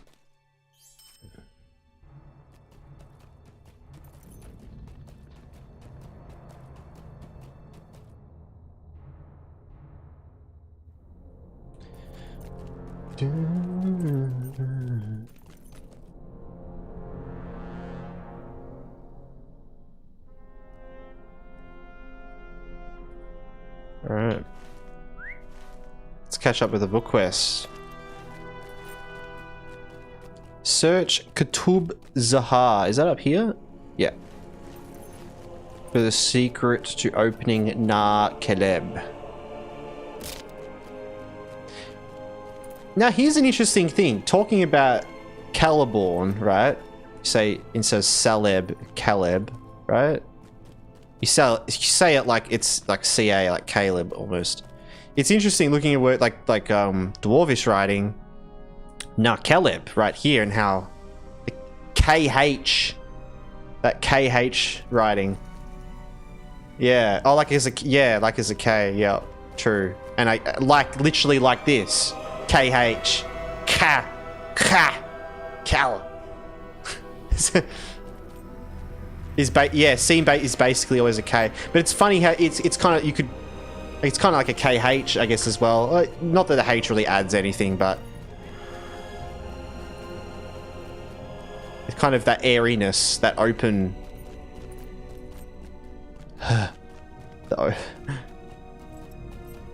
Just add a H after everything in Elvish. Caliborn.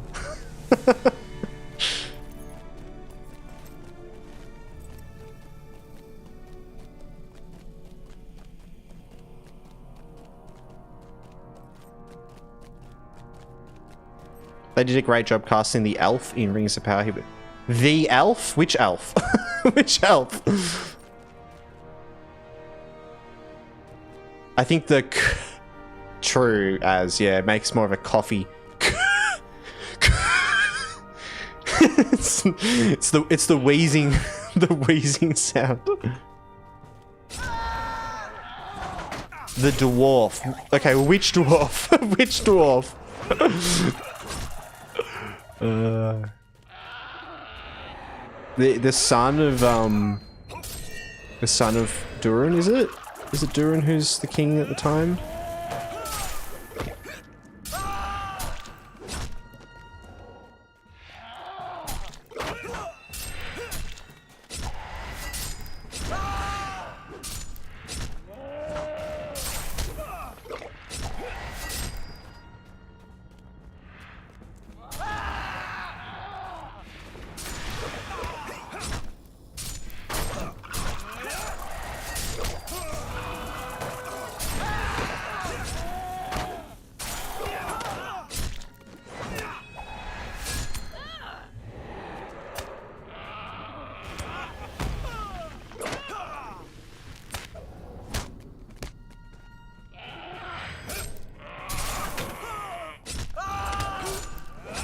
Man, these guys have so much health, like so much defense normally. I'm glad we're taking them down.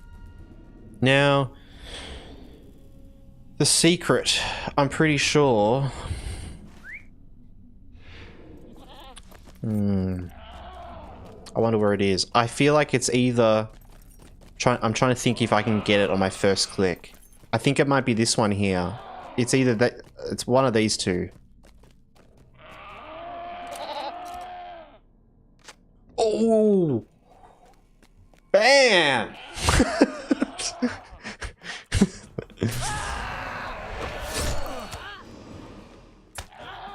That room is like full of those things, and you can go around and just spend like ages searching for the right one. But if you know where it is...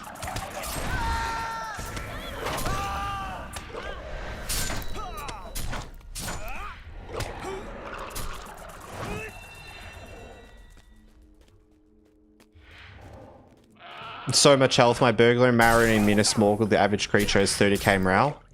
Yep, well that's how damage scaling works. That's, yeah, it's an MMO. Yeah. But these guys have heaps of defense. That's why I said defense, because it's like they don't actually have more health, but... Yeah, no, it is funny that... So when we're looking at death before and dueling him, how much health do you got death? Like 400k health? It's hilarious.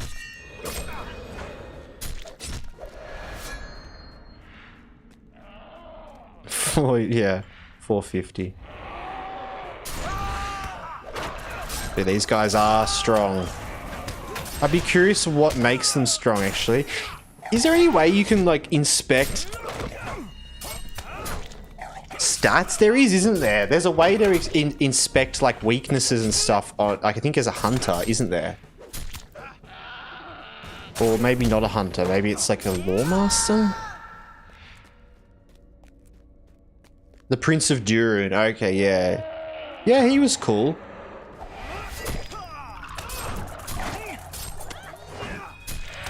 Yeah, he's cool. I think like, I'm kind of with like, lore masters can, okay. I'm kind of with Box where like, I kind of wish the dwarves were a bit hardier and darker. You know?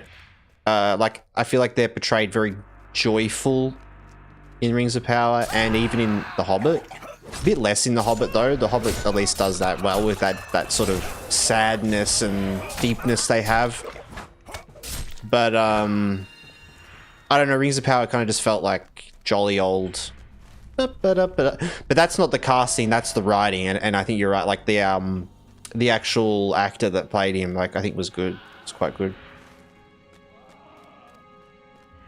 We've got to bring him back to the good side. Bring him over. Let him play a character in the proper, the proper ones.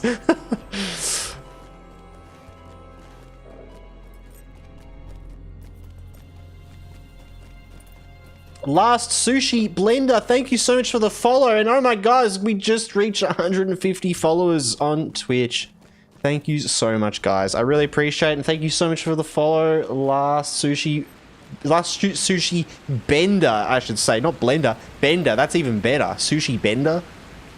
Man, that sounds awesome.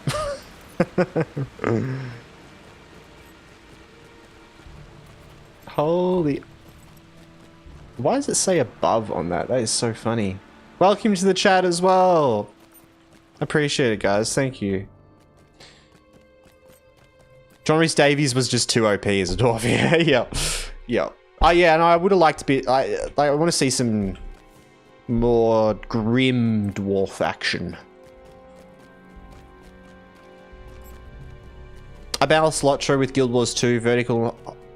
But I balanced Lotro with Guild Wars 2. Vertical and horizontal progression have complementary virtues, not mutually exclusive ones.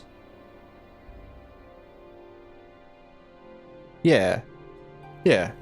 Yeah. For sure. For sure, Box. Guild Wars 2 is cool. Very different games as well. Cool games to balance between. I see what you mean, because they have very different progressional sort of, oh, like what you gain from progression, like what you get out of it. That's just what dwarves should be from going forward. Yeah. Peter did a great job with how the dwarves looked in The Hobbit. Yeah, they looked good. It was just too. Well, I don't know. I think The Hobbit was good. The Hobbit was good. It's just Rings of Power. Rings of Power, they were just way too like empty of character. But I guess this is everything is Rings of Power, man. I don't know. It's not even worth like talking about what's good and bad in it, because it's just like this absolute mess. For me, there was just too many creative choices in Rings of Power that were based on politics or weird making a point about things. I don't know. I just like that. I just don't care about it, you know. I don't even want to acknowledge it as it's just because when people write stuff into that, like write politics and issues into like creative art, I was like, I don't have time for that stuff. I come to do is to like get away from things and be entertained. Like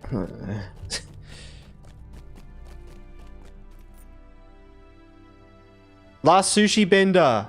Oh my god, okay. Don't worry about the big copy paste. I'm gonna read through you, Sushi Blender. Alright. Quick noob question. I'm level 10 right now and I've tried many classes on daring difficulty. Daring difficulty. What difficulty is that? Lotro landscape difficulty. Difficulty 2. Okay. Except Minstrel Moonkeeper. All other classes feel like they require way more effort to kill mobs and they're much less mobile. They require way more effort to kill mobs. While with Runekeeper, I can literally run non-stop and clear almost the entire map from range without really stopping. One of my reasons at higher levels and harder farm content, do these classes stay this mobile and survivable, or is this just a low level thing? I'll just say there is elements that are low level things for sure, Sushi Bender. Like things scale weirdly as time goes on, so some classes early on are quite powerful, and things can scale sort of differently. As an example, like Lore Masters, early on their pets are really tough and can just solo mobs themselves. Later on, when you max level, your pets are literally useless other than your skills that they give you, or maybe taunting like from a bear or something. But yeah, honestly, I'm asking right now, why should I play other classes if Runekeeper and Minstrel feel this smooth? Is it the same at level 8? In in-game farming, does mobility get replaced by survivability? Standing your ground instead? If that's the case, which classes are naturally good for in-game farming, both for gear and whatever resources are needed? I think, Sushi Bender, I think you kind of answer your own question, and yes, you should just play Runekeeper. It sounds like the class you like to play, and at endgame, endgame farming is viable and actually gets replaced more endgame. It depends what you do though. But for me personally, and how a lot of people play the game, you're going around doing lots of deeds, you're doing lots of open world questing, achievement hunting. Being able to run around and tag mobs and instantly kill them with a long range ability and do that like bam, bam, bam, bam, bam is the best. When you're Slayer deed farming and all that sort of stuff, it's so good. It's really nice. I played a Lore Master and I liked that because I had a single an instant cast ranged damage over time ability, the fire ability or whatever. I just love that. I love being able to run around, tag everyone, lightning strike, kill them all. Like, awesome. If that's what you like, I think you should just go with it because it sounds like you've found something you really like and enjoy. The truth is, the different classes in LOTRO are really different, and it's actually now these days in LOTRO, every class is viable to do damage. Back in the day, like every class couldn't do everything. Minstrels were literally like only healers. You couldn't really even, like you had trouble leveling. You needed someone to level with a lot of the time. So yeah, like it's come a long way since then. Lots of classes can still be very much the same now, so every class can like do some sort of damage, but there are other classes that are going to be better than others. That's just how it is. The game's, it has very separate class. It's not balanced in that way, and I think this is a good thing. I don't like an MMO where every class have to be perfectly balanced, so PvP's lovely and all this stuff, whatever. It's boring now. Every class is the same. They're all simple. Well, we get something a bit unique. There's some unique classes out there that are like fun to play in a different way, but may not necessarily be the most best damage or something like that, you know, but are good at different things. Yeah, I think like a lot of the time that's how I've decided on what class I want to play. Is by going around doing what you just did, Sushi Bender, and finding and then being like, why should I play any other class? There's your answer. Play Runekeeper. I think level Runekeeper up. Enjoy Runekeeper. It sounds like you're going to be able to enjoy the game and just play it. Like, honestly, the game is so huge, and your character, your class, is a very small component of it. You know, like to get through and play through the whole game, it's going to take a long time, you know, and it's more like the experience of going through it all. So just having a character that feels really good to play, that is just enjoyable out of the gate, that's good. That's enough for you. That's what you want, right? Just something to carry you through the experience. And like, and so, yeah, if you go and play another class and you're thinking back to like what you're saying, oh, I wish I was playing a Runekeeper, and I, you know, maybe your option is maybe boost the landscape difficulty a bit, Sushi Bender. I'd say, yeah, and look, because you said you're level 10 right now, and from level 1 to 10 and maybe even up to 15, 20, things are very, very different scaling wise with your skills. Once you get to about level 20, things start to kind of scale together a bit. You've got a lot more skills, things are a bit more spread out. So yeah, like early on can be a bit easier as well. I've just been scrolled all the way up, guys, because I've been reading that story, so I'm just going to scroll down and...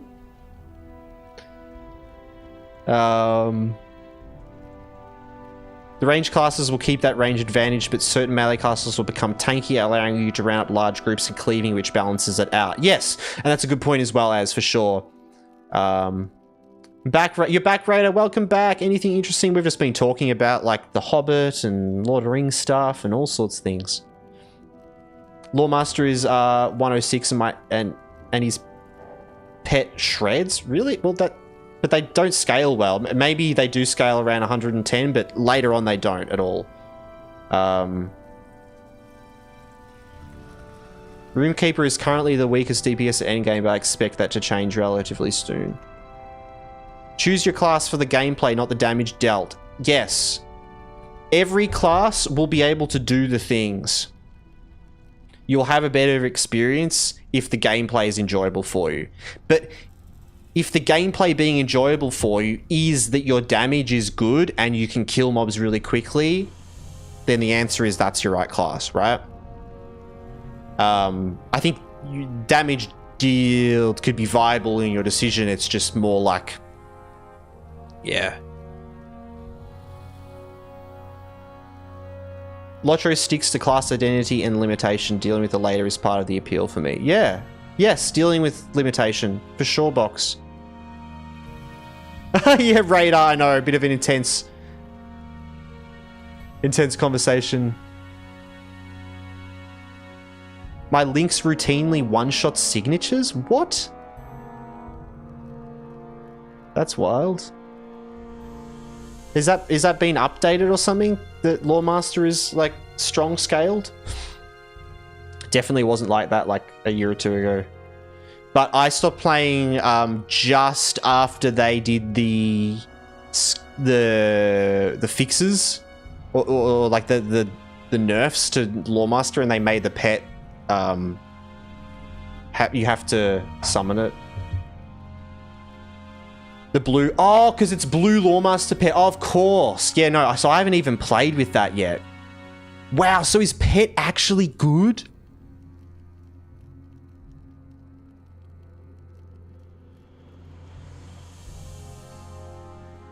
They didn't nerf, well, they nerfed it for me because I liked having my pet out and being redline.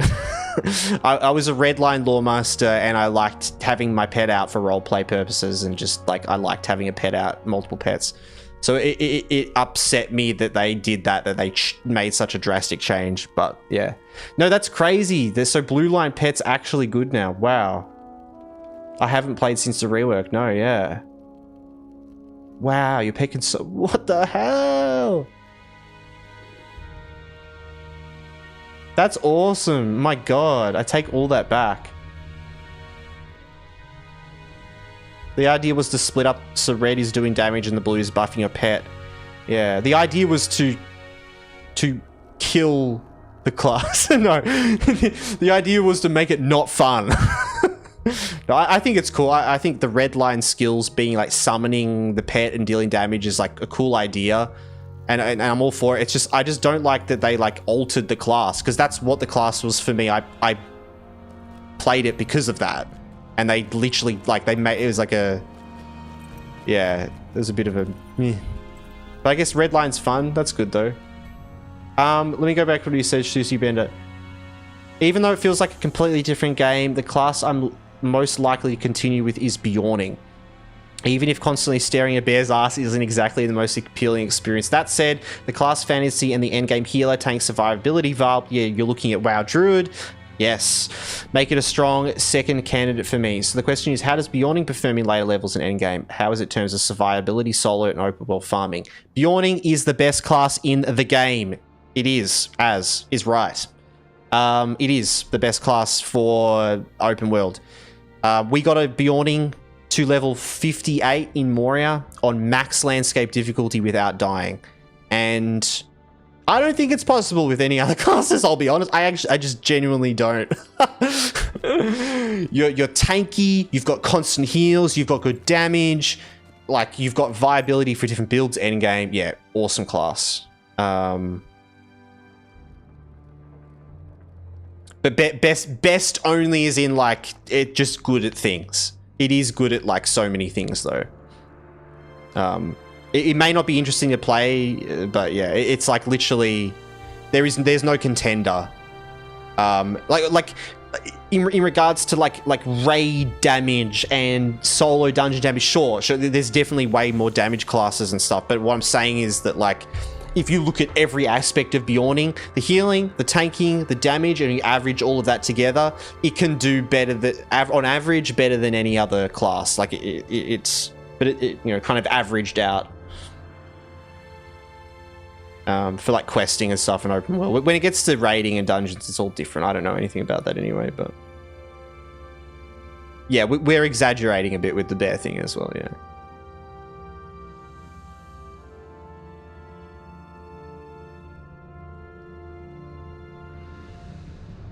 They really have to give some sort of option to change that appearance. Being a bear always is boring. Yeah, I agree. I don't like shapeshift classes like that as well, Sushi Bender. I enjoy the class and the combat. It's fun, but yeah. I really enjoyed playing at max landscape because it was so hard that it made things a bit different. And maybe being in bear form feel better. I don't know. It's never going to be it's never going to be anything other than bear. But if you change like your color of your hair on your character, it changes the color of your bear. If no one knew that, you can also change your tattoo on your character and it changes the tattoo on your bear. But some customizations would be good.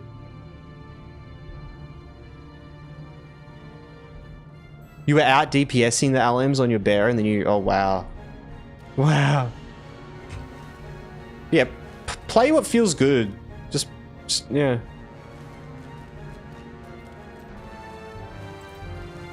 I opted out of landscape difficulty. It wasn't really more difficult, just slower.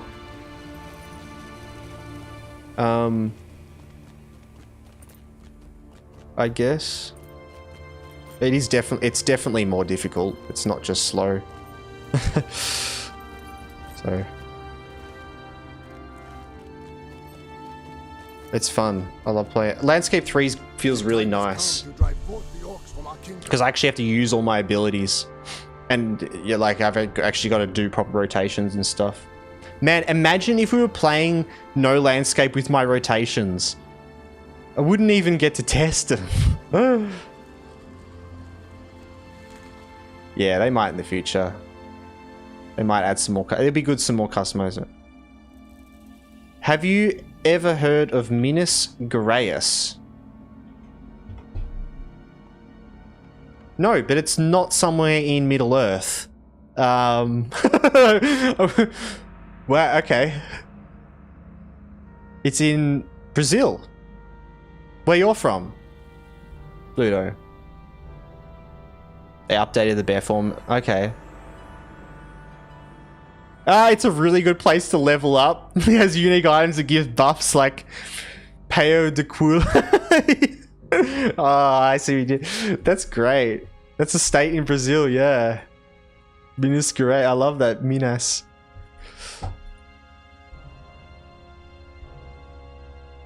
That's not my experience. It didn't feel hard. It merely took me longer to fight anything. I guess it depends what class you're playing, what difficulty you're playing on as well, man. Like, I mean, it is definitely harder. Like, it's not the same and just slower. You do have to use more abilities. You have corruptions to deal with, so you've got to cleanse corruptions off dudes. Like, you have to use your abilities more and stuff, so...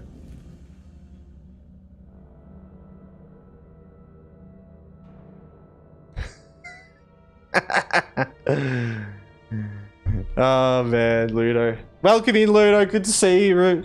Good to see you.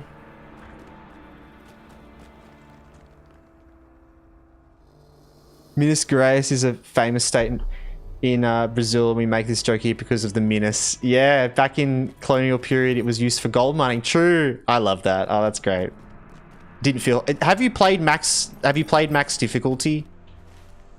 Box? Have you tried max landscape? Because that's difficult. Like, that is difficult.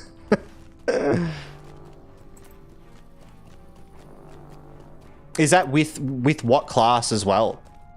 With Bjorning, when we played Bjorning, it was like probably because it was just keeping the rotation up. It was a lot easier than any of the other classes. But yeah,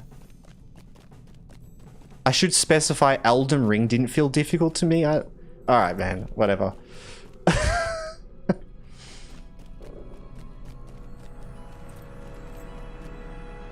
gonna crash out if Twitch disconnects me. Chat one more time. I'll move to YouTube. No.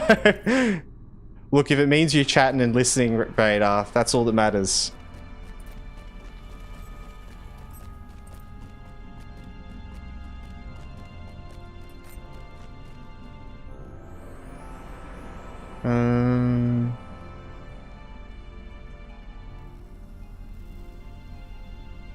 Lighting mods, apparently. You guys are talking about lighting mods. I don't really know much about like mods or anything for that, but feel free to ask. If any of you guys are interested as well, you're welcome to pop over to the Discord if you have any Lord of the Rings questions. I know we've had some Lord of the Rings questions and stuff. I do stream a variety of games, but we have a Lord of the Rings little channel in there and some other things. There's multiple people in the community that, and myself included, that are more than happy to try share what we know about things and help out. So yeah, welcome to come join. McCobble Boy, welcome to the chat as well. And with the next update, your opinion will change and you'll just say, oh, this class is the best, when you should be really saying this class deals the most damage, so it's my favorite and the best. Well, McCobble Boy, that's just what you assume when people say things. When people say this class is the best, you assume someone's saying that they think it's their favorite and the best. You don't assume that they're trying to tell you that you're wrong and that nothing's going to stop them from thinking that way. Like, that's just what you do, you know? Yeah. But yeah, best class in terms of damage and group content's always evolving. Yeah. Yeah. That's why I don't really care about it.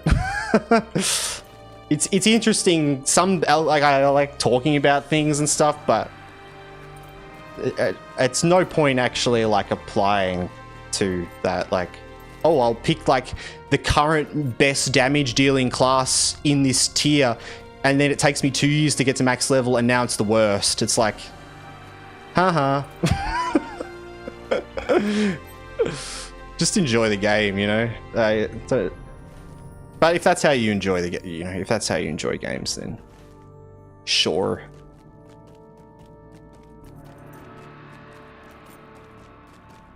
The main point of Lotcho is gameplay, not the damage dealt.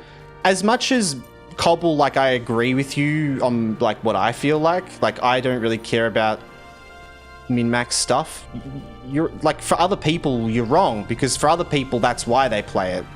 It may be a small portion of the community, who knows, maybe a huge portion of the community, but I think most people play video games to see a number go up. That's why we play a video game. Number go up, and damage is a number, and you hit things and the damage goes up as you level up, and it's satisfying. That's it. So it's like,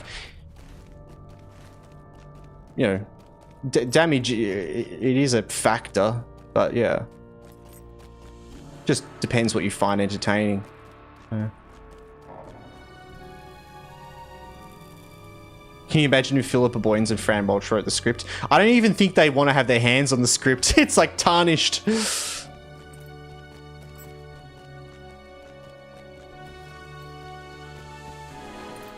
Raids are a microcosm of their own. Yeah, Box. You shouldn't judge the entire game. Yeah, definitely. But I can also understand, because a lot of people get into endgame, and people that have been playing a game for a long time, you get to endgame and that's where you are, and you stay there, and you are in a microcosm yourself. So the game from your perspective is endgame. That is the game. But for everyone else, and for a lot of other people, the game is still at level 5, Imbri, crafting copper. You know? So yeah, you can never compare with that sort of stuff. But it's an interesting thing. I like talking about it. You know, it's like, oh, who's the best damage dealer this day? Oh, cool. You know, but taking that, it's like, yeah. Are there any official upcoming patches, changes, class changes, or a roadmap announced? Well, we just had a new expansion, Sushi Bender, come out. I think there is a roadmap as well. Do you know what? I think Aubrey the Weird One put out a roadmap video recently, Sushi. If you go check out Aubrey the Weird One's YouTube channel, I think she kind of talked a bit about a roadmap. Yeah, festival dates announced, level cap increases, and more. Go have a look at that. Metagaming, min-maxing, never heard of it. I'm going to backpick flowers, my little hobbit that is capable of slaying eldritch horrors. Yes. Many Lost veterans end up playing everything and then swap to whatever is the flavor of the month. Yeah, for sure. Yeah. And well, if you're playing a game a lot as well, it's hard not to want to be efficient. And so it's like, if you play a game a lot and you have lots of classes, you'll probably jump between what's easiest to play, you know, especially if you're grinding something like, oh, I've got to grind this thing. If it takes me 1 hour less on a different class, then yeah, that's more fun. Yeah. There won't be anything solid now since the devs are actively making balance changes. Yeah, okay. I no longer care about dealing the most damage. No, none of my DPS carries over when I log off. I love that. As long as I can handle anything the game throws at me, I'm fine. I don't do optimal unless I'm paid for it. Love it. That's great. That's awesome. That's how I play a lot of games. I'll change things up and have different things. Like we did that hardcore character and stuff, and we made the difficulty way high. And you know, it's like I like to have a bit of fun here and there. But like I'm like that as well, man. Like it's fun until it's not for me. As soon as it becomes annoying, I don't care. But I will go down that path of understanding something. Like, ooh, why is the damage the best? Why is this? It's like with our captain rotation. I've really enjoyed learning our captain rotation. We have a couple of simple rotations, one to keep our buffs up constantly, one to keep our bleeds on. I like learning this, one, because I'm learning mechanics and muscle memory on how to do this and be better at the game, and that's fun. And part of it is to do with maximizing my skills and my damage and this sort of stuff. So an element of that is min-maxing. But as soon as like it gets to the point of annoyance for me, I just don't care. I'm just like, all right, not gonna let it bother me. But it's also fun to do stuff like that, right? Like small amounts.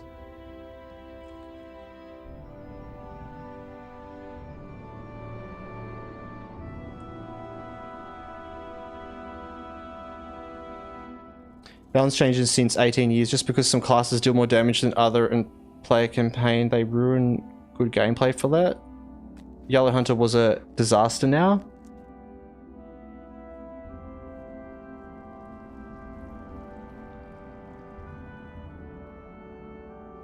And look, it's a shame that Cobble, because I feel like you probably have a love for that. In the same way for me with Lawmaster, I really enjoyed Red Lion Lawmaster with a pet out. I can't have it anymore. I like that. I was sad that it went away, but they deal more damage and they're better. But I don't really care about. I don't care that they deal more damage. Didn't want my Lawmaster to deal more damage. My Lawmaster did plenty of damage, but you know. But yeah, Yellow Hunter wasn't played in basically any content with the old. Ah, right, there you go. Oh, well, yes.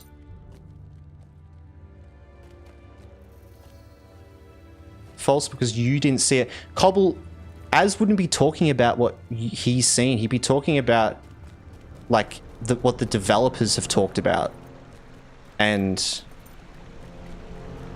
based on statistics, yeah. I mean, you're definitely right to like a class like that, but I mean, if it wasn't being played, then that's balances work. It was the lowest. I didn't even know there was a yellow. Oh, Yellow Hunter. Wait, was Yellow Hunter kind of like Burglar? Was it kind of like Now it is. Cobble, it is now because they changed it.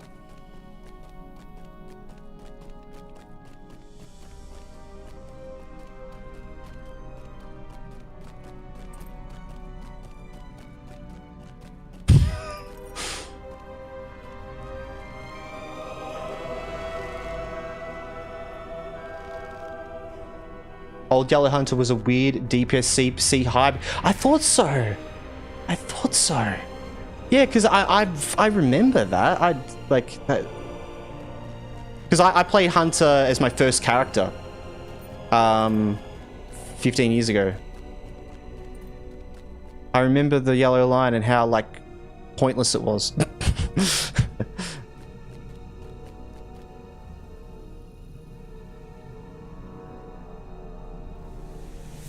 I mean, I keep asking about it and all, but honestly, the so-called end game is probably like 1,000 hours of gameplay away from me. By the time I get there, who knows how many things will have changed, right? Yes, exactly, Bender. Yeah, just enjoy the class as it is. Things will things will change and come back and change and come back. It's fluctuations. You know, it's like a stock market. One day your class is down, one day it's up. Go with what you enjoy now and get the enjoyment out of it, and just keep going with that. If you stop enjoying it, go try something else. I played the game for about 15 years, and I didn't get a character till max level until about 5 years ago. 4 or 5 years ago. I've played the game quite a lot, but I just enjoyed creating new characters and getting pretty close to max level, but I'd then have big breaks and come back and start brand new characters, right? And just play what I enjoy. And now I'm here, and you know, I've got a couple of characters, and we're working on a new character to get to next level. You know, but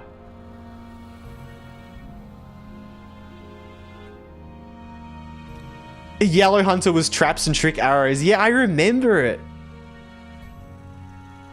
Dude, I remember some of the skills as well. I feel like I have like, Geo, thank you for the check-in as well. We have a new check-in channel point redeemed, by the way, guys. If you ever want to check in, it helps with Twitch to recognize that you're a viewer, because sometimes on Twitch, if you like have like the stream muted, or if you don't talk or anything like that, Twitch just picks it up that you're like not a proper viewer. It's absurd. It's so bad, because we love our lurkers. I'm a lurker, and like I hate that, like that's, yeah, anyway. But we've got the little check-in thing there as well, so you know, if you're lurking at all and you ever want to check into the stream, let Twitch know that you're there. That's the way to do it without saying anything, you know. I knew people that enjoyed it. Yeah, okay, true. I can imagine. Oh, I can imagine it would be a fun niche for sure. Now Yellow Hunter will have 3 chap. Yellow Hunter was pretty original. Our class can do that. That's true, Cobble. Oh, that is true, actually. It would have been really nice if they just enhanced that. Why change it? And Unbreakable, thank you for the check-in. Thank you for checking in.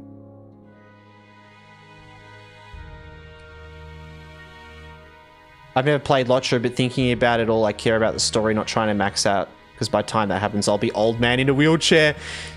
Aaron, and to everyone here as well, if you're looking at playing Lotro and you're overwhelmed by stuff, it's an MMO, it's a big world, and you're like, God, do I want to get into another MMO? I'm going to play every day, you know, because I've got to do my dailies, and there's this thing that keeps me in the game, and I've got to remember to talk to my guild.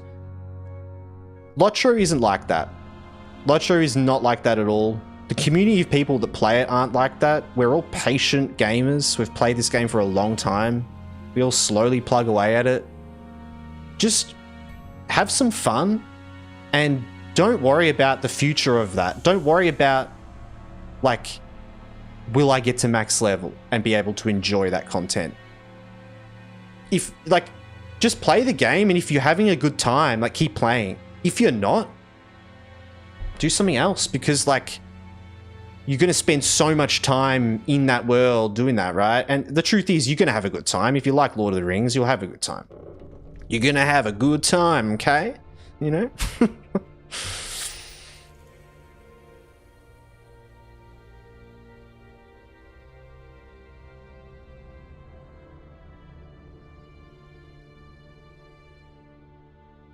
There was a fellow Aussie that was known for forcing Yellow Hunter.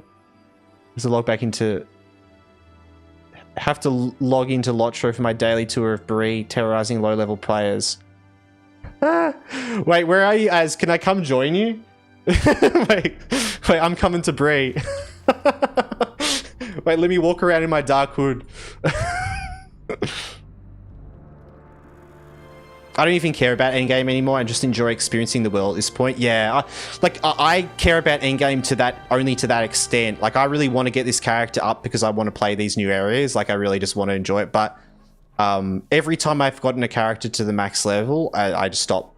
Or I either stop playing, or I end up just going back and I will start soloing all of the content, the raid content from the first start of the game. Like, I love to do that. I just love to go back solo, go through like Angmar, do the raid solo, like go through the story stuff. Like, I love that. I love that you can do that. And I love that Lotro is so big and the level gap so wide that you can get to like max level and you could probably solo content like 120, level 100 to 120, I imagine. You could probably solo like the big group content, like even possibly raid content. That's awesome. That's so cool for me. Because for me, that is the cutoff of content I can actually do. Because I don't really care too much about like putting together a big, like a kin and doing weekly raids. I don't, you know, not really into that. You're in the crafting hall, alright. I'm coming off of Elder Scrolls, which I love. Elder Scrolls Online, good game.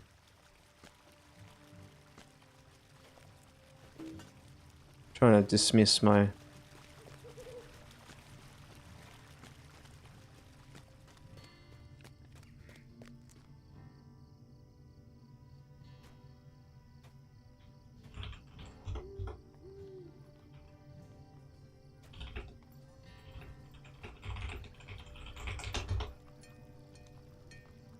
God damn it, I said the good.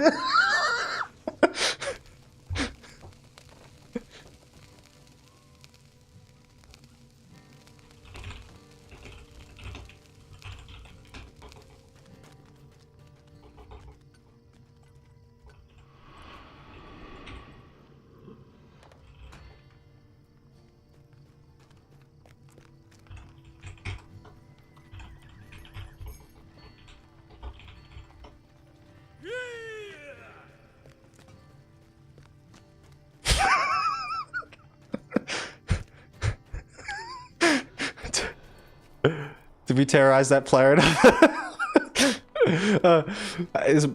Oh wait, no, you guys can't see chat. I just realized. I just read it was saying, Master, you're good. The goods have been delivered.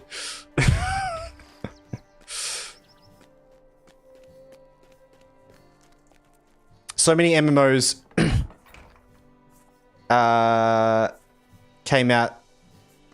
So many MMOs came out, so many new engine MMOs, even a new WoW is on the way, and yet I still ended up going back to Lotro. Grabbed 1 year of VIP 2. I guess I'll be sticking around here for a while. I've really grown to like this game. Lotro's chill, a bit more nerdy, kind of older guys MMO. Definitely. You tweak your build a bit, gain some levels, wander around, do some story, actually feel the world. It's not a boss after boss every single minute, and that's exactly why it's good. Sushi Bender, so true. So true. It's not boss after boss every single minute, and that's exactly why it's good. Yeah. And look, there's games out there that are that. That's the thing. That's not bad with a game, but there's plenty of games out there like that you can play. Like, if you're expecting that out of Lotro, what are you doing? But if you expect this, like what you're just saying, you will get that experience and you will have a really good time. Yeah, like, it's a good way of putting it. An older guy's MMO, you know, yeah, it's an older MMO. But I think the truth is, WoW is an older MMO. but it's now like a newer and a young MMO. It feels like for the kids, you know, it's like every update that's come out has been tailoring to a younger audience. Whereas this is an older MMO that they've just tailored to their community the whole time. The people actually playing the game, not new people. And they've done new people things and marketing approaches, but yeah. Yeah, Radar. I've seen many YouTube shorts made from this conversation. I can't wait. Yes, we have been farming shorts today, guys. I appreciate all the conversation. I've needed some good shorts for the YouTube, so we've got some. Hopefully, we've got some tasty ones there as well. Maybe me saying some things like, "No, you're completely wrong." You know, something mean. I don't know. I think it's funny. I think it's funny putting out shorts that kind of yeah, people just instantly have an opinion of who you are, and they think so, and you're like, gotcha. Rage baited, you know.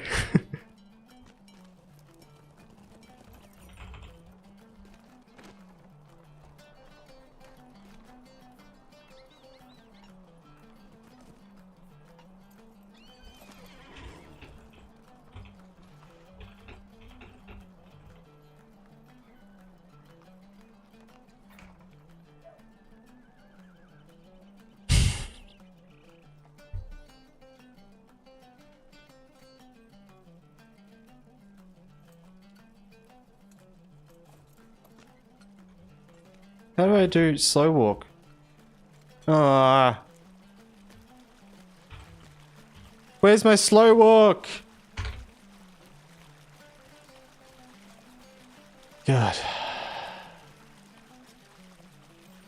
Give us YouTube link. There you go. There it is. Stream elements linked to, but here you go again. You get more. Yes, go check out the YouTube, guys. If you're interested in checking out any of the series, we actually have a full series playing through a max landscape hardcore Bjorning over there as well. It's like the first thing I did when I started streaming. So, you know, you get to look at outdated content already. We're talking about things aging. Go back and watch my hardcore series and how that's aged already. But yeah, talk about timing stream elements. I know, right? Is it insert? Oh, it is. You're right. Thought it was backslash. Thank you.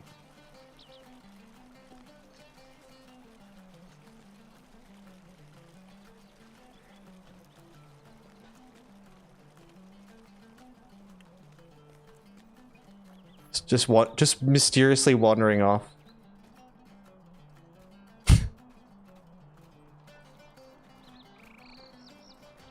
Wait, is this a dead end? No, it's a dead end.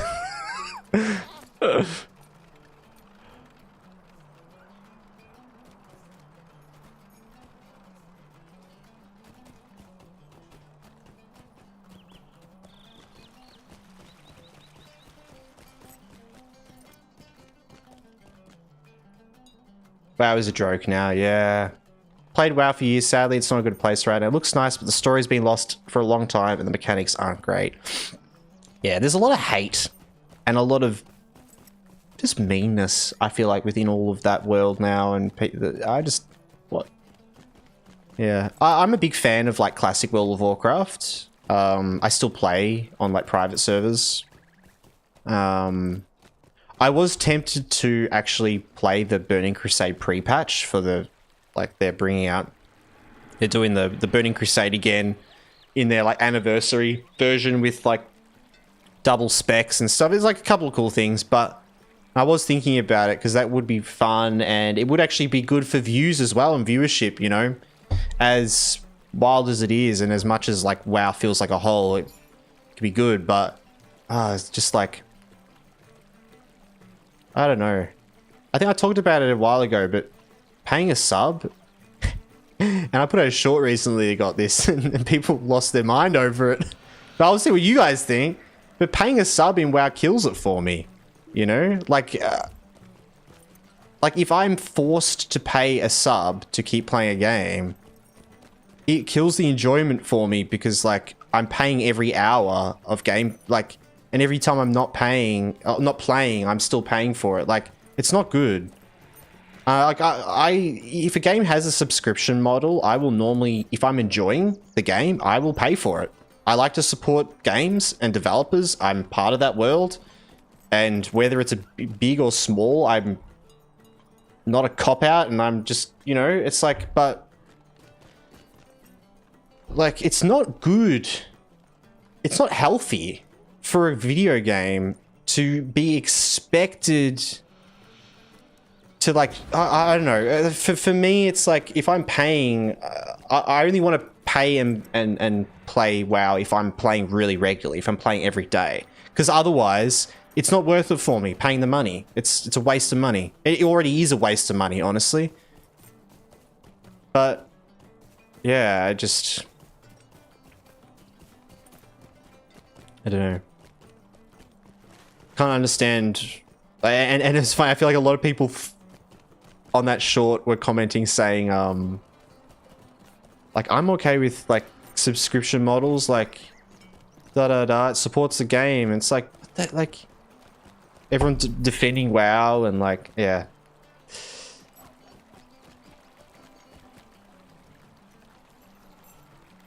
I had a couple problems with WoW. Didn't like the way it looks. I hate global cooldowns. The writing feels like it's for people much younger than me. Open world PvP is and will always be an invitation to griefers and generally shitty attitude. Yeah, it's pretty broad. Like, that's your experience with it. But WoW is so big as well. It's like there's all of that, and then there's the opposite of all of that as well. But the fact that that exists is the problem. Yeah. I don't know. It's, yeah.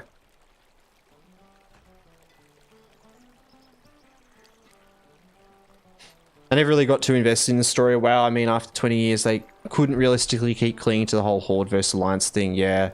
It's like football teams at this point. People die, the story moves on, world's changed. Yeah, it's a different game. It's literally, Azeroth is literally reborn. It's funny, it's like Realm Reborn, like the Final Fantasy thing. Yeah, really good point, Sushi Bender. There's basically no challenges, no meaningless open world, no real sense of progression outside of M+ and raids. The rest of the game just feels empty. Yeah. I played The War Within recently when that came out. I played that on release. I thought I'd come back. I had a friend of mine who had a guild that he'd been playing with for a long time, and I asked if I could, like, join his guild for the time, and we went in and did raiding, and it was fun raiding. We did heroic as well, and that was still fun. We didn't do mythic or anything. Not that crazy.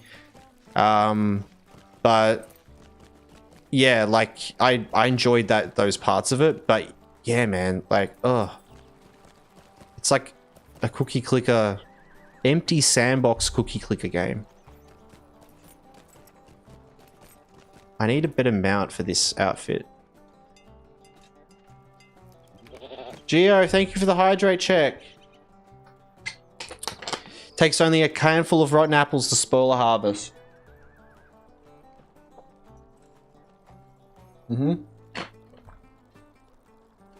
Yep.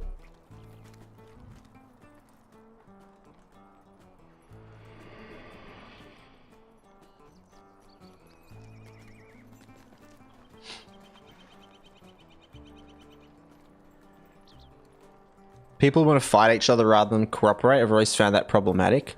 Are you talking about with Horde and Alliance, that negativity that creates between, like, that? Because I think that's part of the magic. And I think it's been lost with newer WoW because the whole Horde versus Alliance thing is irrelevant now. It doesn't matter anymore. It's not even like a part of the game. They're just the same now. They're both the same side. One's been bad, one's been good, one's been good, one's been bad, you know. But part of what's kind of cool about WoW is seeing, like, being in the open world with Horde and the relationship you kind of have. But I find in newer versions of WoW, it gets further and further away because it only works when things are really simple.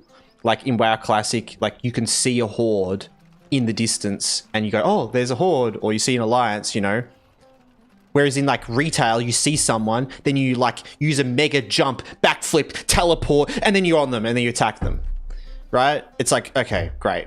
Now the game is just like, there's too much is possible. Now crazy shit can happen. What I think works with the classic is because things are simpler and bigger, and its movement is more basic. There's barely any speed movement buffs, so you can kind of predict movement and that sort of thing.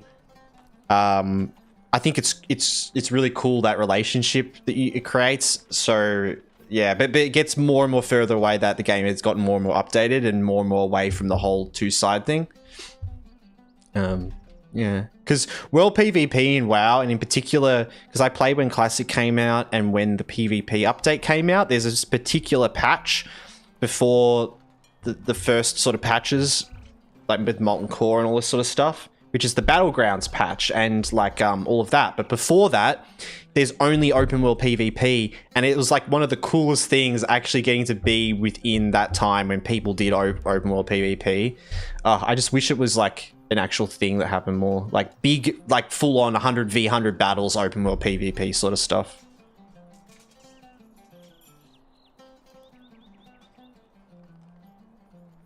I don't like PvP. Right now, WoW basically has servers almost exclusive to each faction. The community got divided, but I think there are regions with cross-realm. Yeah, it's just... The side thing doesn't even come into account anymore. It's just like... You can play with each other, I think, right? You can take, like...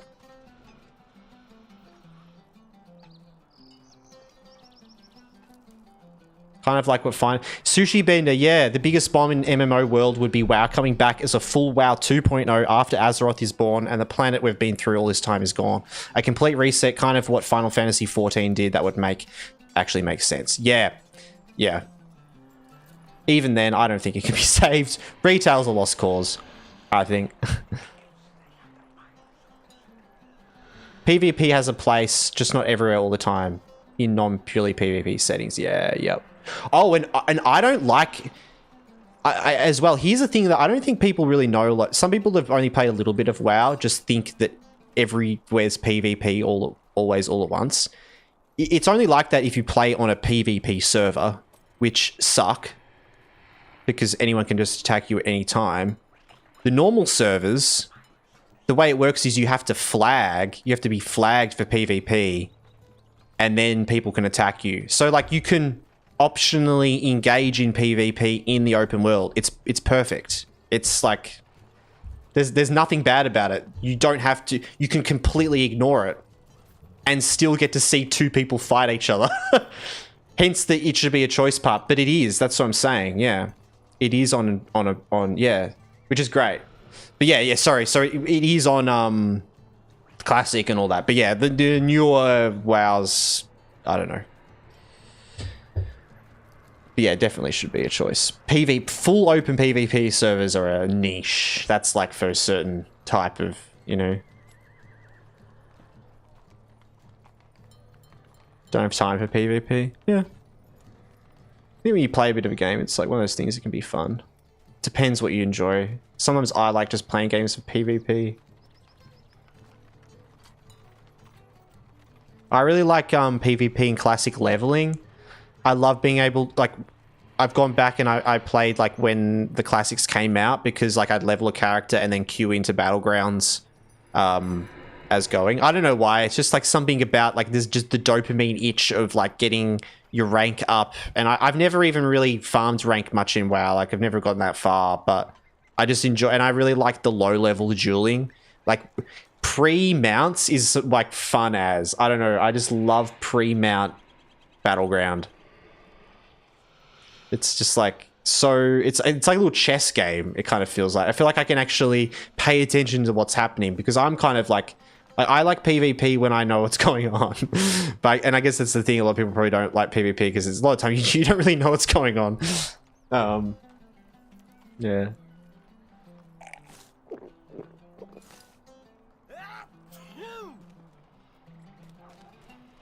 That'd be better off just running server v server PvP. You can live without PvP, yeah. Well, I don't know, Cobble. No, but some people want that. I don't know. Yeah.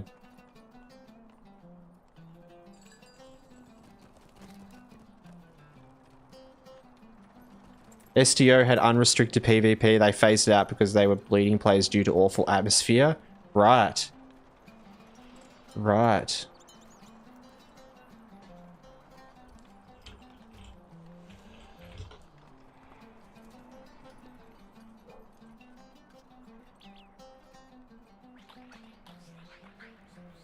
Wait, what's STO?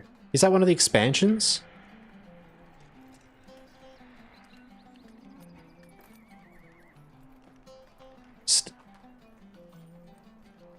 Oh, Star Trek. Star Trek. I was thinking Star Citizen. I was thinking... yeah. Star Trek, true. Hear all the PvP to play Warframe. Please, I want to play Conclave. Oh, Vader. I love Conclave as well, but no one plays it, and because it kind of sucks. Like, the loop of it sucks, doesn't it? It's annoying. I wish they... Like, I really enjoyed Conclave as well. PvP is a place in games as long as you don't push it onto people who don't ask for it. 100%. And I think even then, I think PvP is great to have if it doesn't affect. Like, I think you can enhance the experience, and that's what I mean by like WoW with like open world PvP. It's perfect because it's optional PvP. You can choose to engage with it or you can choose to not, but you still get to see it and experience it, which is even more fun. Like, for me personally, I don't know, like, I don't know how it could be not fun to watch two people fight and have a duel, but that's cool. It's cool to run around open world questing, doing your own thing, and then just look over and you see two people fighting each other. I don't know. And you don't have to engage with it. Or you could. That's like the perfect situation, isn't it? I mean, ideally.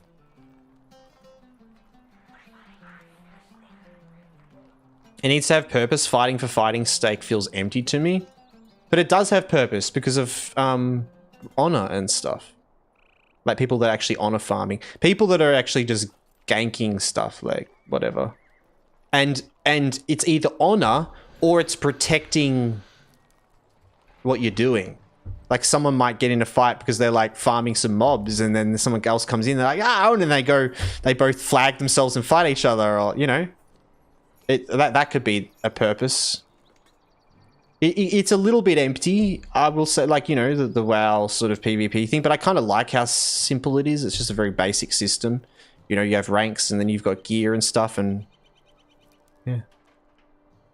People who aim to dominate others, no thanks. Yeah, well, people that are like gankers and yeah, nah. I'm all against that. Don't like those sort of people. But that's where you get that. I mean, that's a world. That's a world of people with different things, and we live in a world just like that with different people that do different things, and some are annoying and some aren't. You know.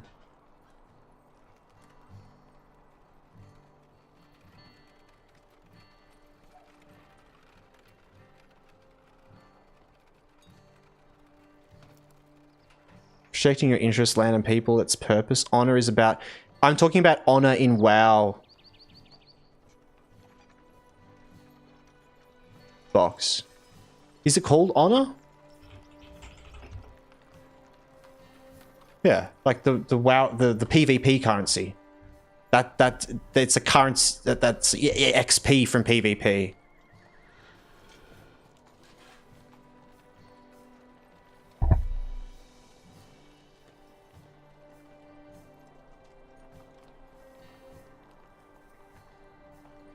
Oh, but... Oh, do you mean as in it just... self-gratification? I don't know.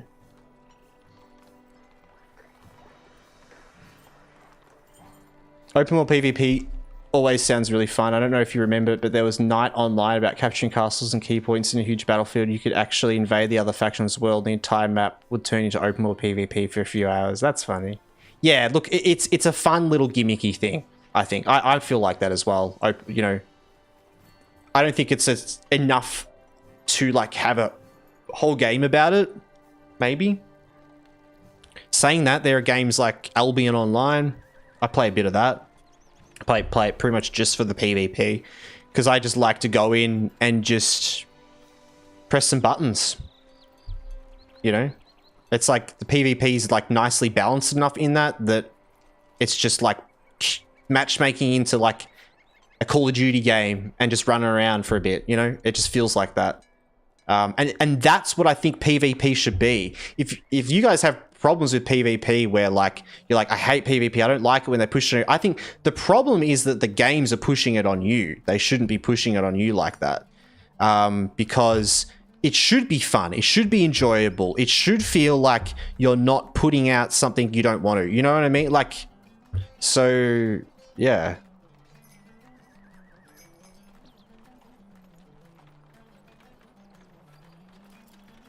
I love is the Elder Scrolls Online's all PvE. You have to go to Cyrodiil to play PvP. Yeah, and Cyrodiil's freaking awesome. It's the coolest PvP ever. So good.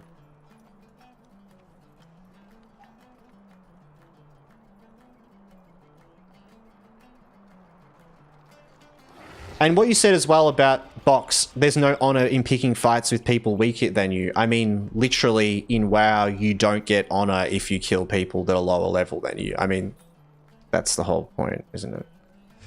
Yeah. But yeah, the people out there that literally go around just trying to mess with people's time, seriously, yeah, like get out. But the beautiful place, everyone in WoW knows that. Like, people know that those sort of people exist, and you all just team up against them because they're assholes. You know?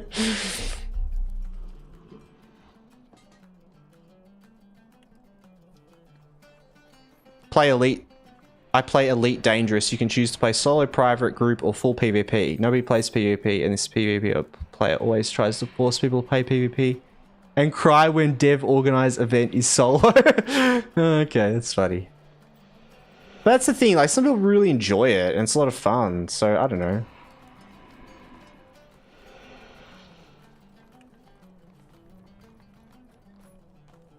This turned into the most nerdy and genuinely constructive stream chat you could have with just 19 people. Trust me, you don't get this kind of conversation with 1,900 watchers. Hell yeah, I'm having a lot of fun. I hope you guys have had some fun having a chat. It's great. It's great to just chat, like, about what we feel and stuff. I hope everyone knows that, like, there's never any like negative feelings or anything like that on, like, I really appreciate all you guys coming in and just saying how you feel, like, about things. Like, the world needs to be more okay with people just talking about how they feel. And yeah, it doesn't have to be right, it doesn't have to be wrong, it's just nice, you know?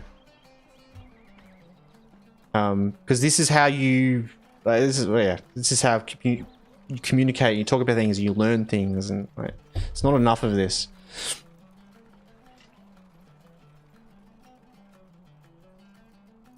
Played Secret World on a Malaysian service before it went international.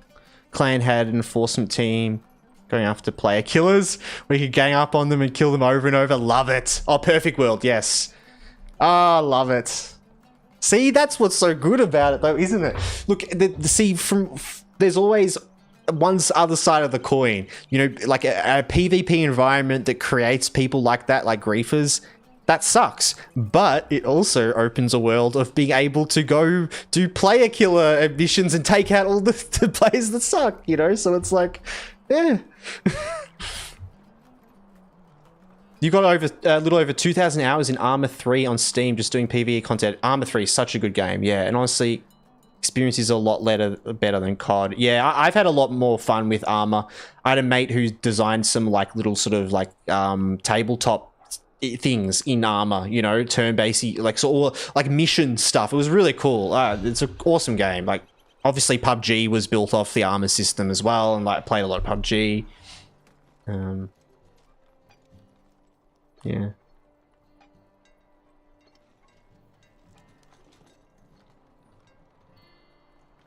When you play PvP in Cyrodiil, they have different levels you can select. Like if you're not champion, whatever, you can select that. You can now. You can select different tier. Wow. You couldn't do that back in the day. This is why we love Beveridge. So smash that follow button. Yes, guys. I appreciate the support and the chatting. It's really nice, guys. Controversial opinions. I think Beveridge is pretty cool. That's pretty controversial, dude. Careful. Watch it. Griefing griefers is awesome, yeah.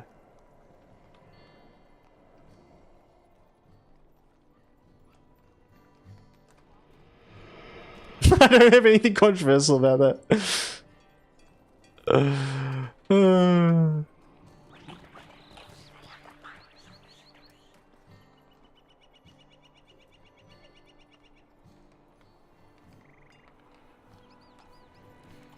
For that, some people have to endure the grief. The griefer. Yeah, it's true. Yeah. Yeah, I don't know. I don't know. Not everyone wins, huh? Someone always doesn't win at the end of the day.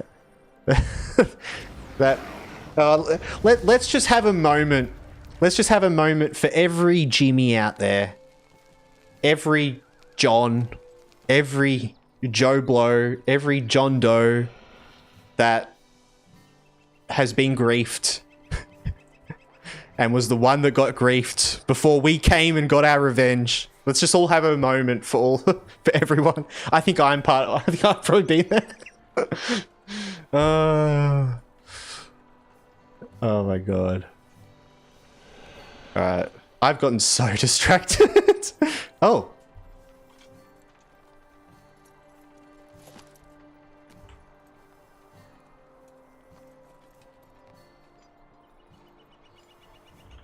Can I do cower?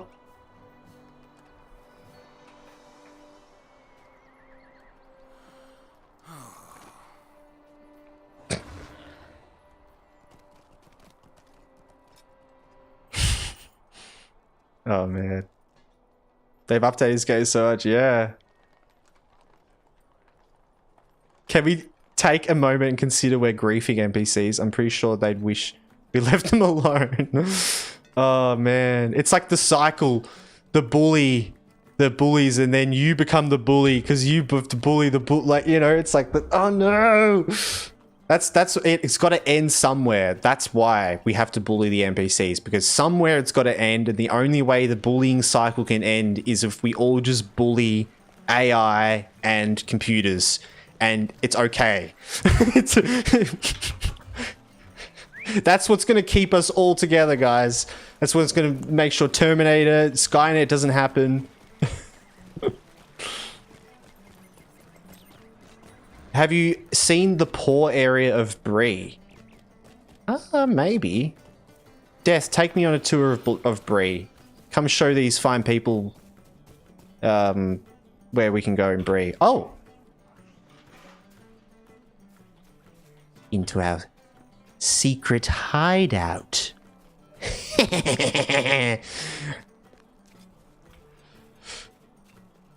Gandalf would never know. The secrets behind Bree. Whoa.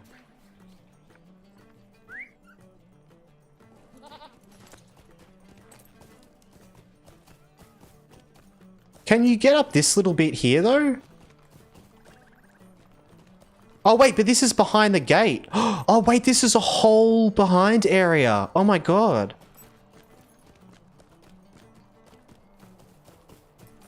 I went to the dark side, yeah. Billy Boyd is one of the voices in Elder Scrolls Online. There's a heap of voices. I did not know Billy Boyd was, though. That's funny. That's awesome.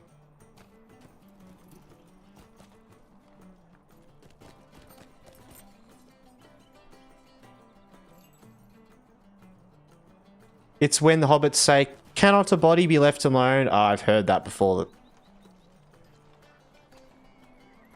But surely if we bully AI, isn't it it's bullies?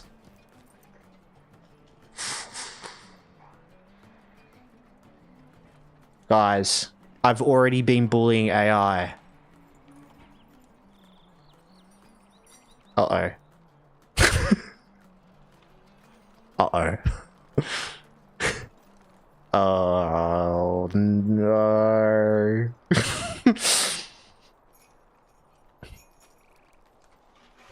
Ah, behind the auction house. Yeah, that place. Oh, I can get through here.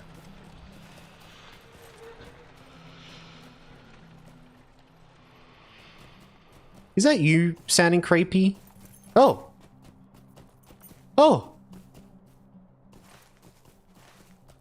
And now we're in Stadel. Huh. That is, yeah.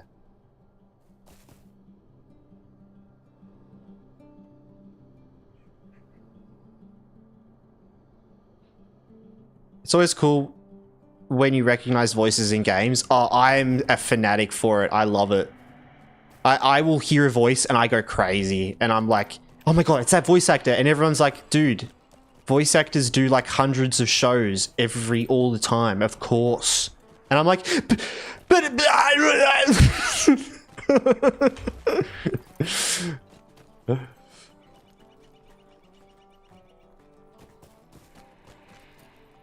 can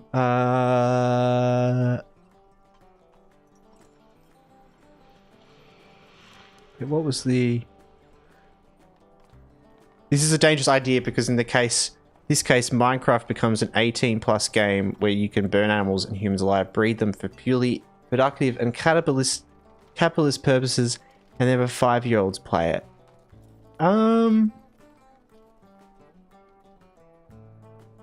That is an interesting mind you have there, Cobble.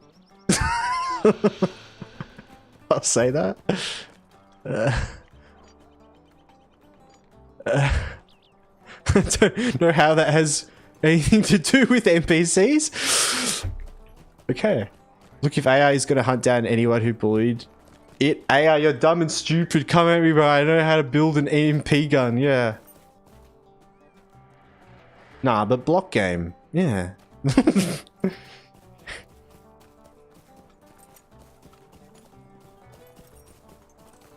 Oh, wow. What a good view of Bree!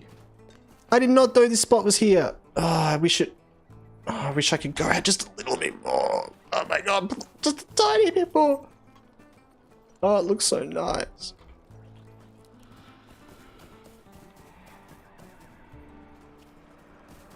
Oh my god, I did. I got in front of it.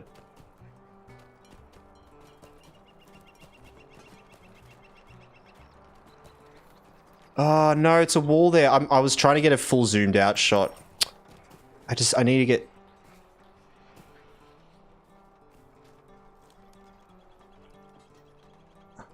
That's good. Thumbnail right now, death. Perfect. Perfect. Damn, that looks better. That looks good.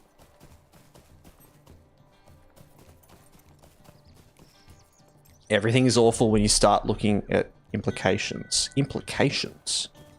Implications. Can probably get a good shot from up the hill. Wait, lead the way. Is that where you're going? I've lost you. There you are.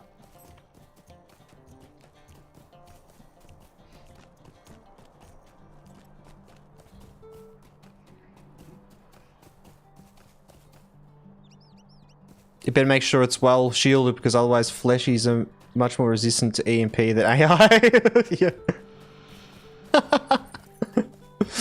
True. Barb as well. Welcome in, Barb. How you going?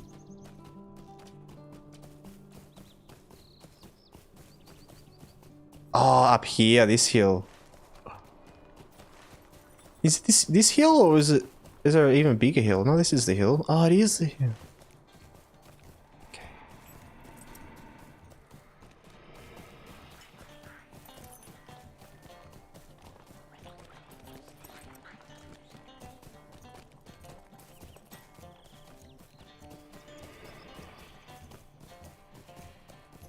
Wow. Perfect. Oh, up here. Even better.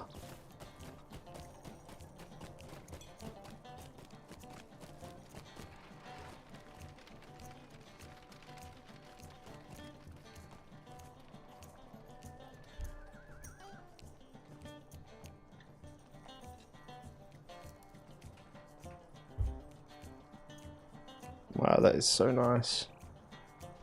That was like perfect. It's nice because I've been kind of getting screenshots for the thumbnails, but it's been making me think that whenever I played Lotro, I always try to take screenshots and I forget. And I'm just going to have this like apertoire of all these like awesome screenshots in the future. It'll be so cool.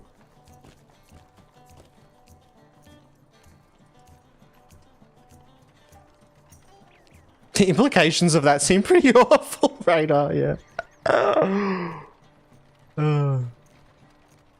You have John Cleese, yep. Kate Beckinsale, Mike Gabin, yeah, there's a heap. Yeah, I nerded out completely with ESO when I realized all of that, looked into all of them, the different, like, yeah. I didn't know Billy Boyd was though. Is it a newer thing? Because I feel like I probably would have seen that if when I was looking into it.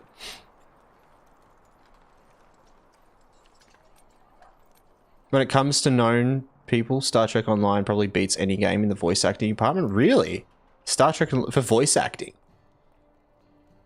Why is that? Like the voice actors themselves, or like the writing of the voice acting, or that's cool though.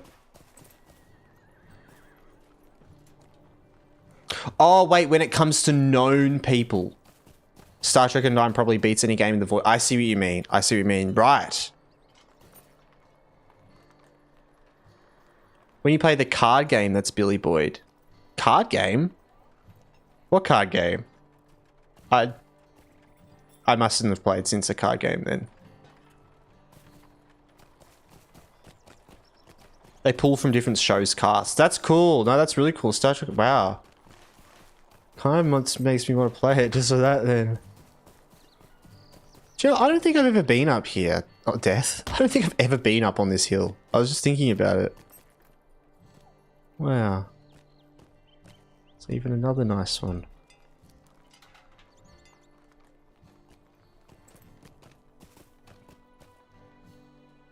It's a prancing pony right there. Oh man, how cool would it be to like, this is your house? Like, I want my house right here. Hey, Standing Stone Games. I've got this really cool idea I want to try out. It's a social experiment, but it involves me having a house here. Spring has its seasonal skirmish here. Damn it! This is a cool spot. I-55 works off here sometimes, right? Anniversary, I'm not sure. There's a card game in the bars. It's called Tales of Tribute. Yeah, a card game. Man, Aaron, I feel like today I have just been... I just want to play every other game now. I'm talking about Star Trek Online, good voice acting. We've got Guild Wars 2, the ESO. WoW, we're not going to play, but you know. That's all right. Let's at least we found one game that we can remove from the list. Oh my god, no way. Damn it! I can make that jump. I can make it. Oh, now I gotta get all the way back up here. Oh my god. Can I post a link? If you'd like the Discord server, Aaron, if you want to post something that's for us to kind of properly look at, chuck it in the Discord. It'll be a lot better to look at. Yeah, a lot easier to look at. But if it's like a simple thing, that's fine.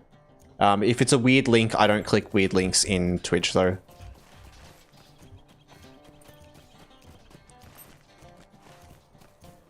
Alright.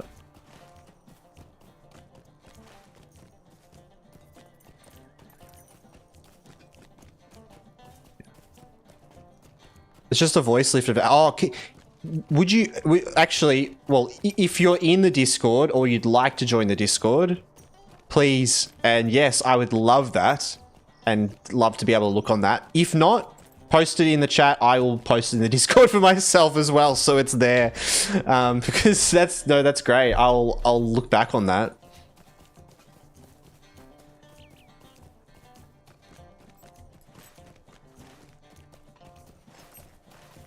Did you just look on like IMDb? Because I could have a quick look. I'm curious, like if there's any other names that pop out for me. All right. Now,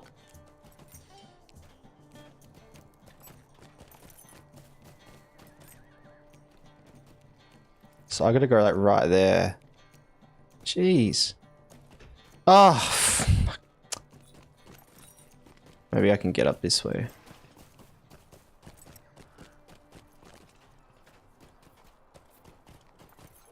I think I can get there. Okay, that will save a bit of time.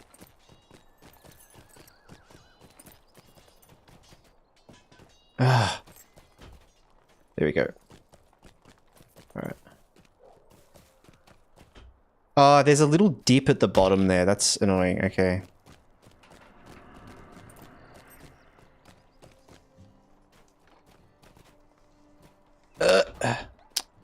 Damn it. You used War Steed? Ah, true. Did you, Az? I reckon I can make it. I was like right on the edge.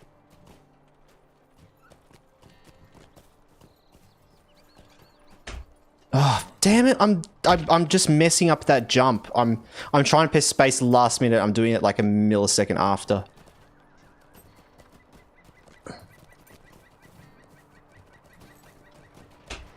Oh, you get it? Maybe not possible.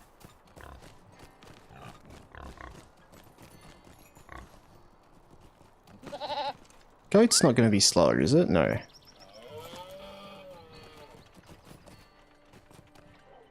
Ah, goddamn.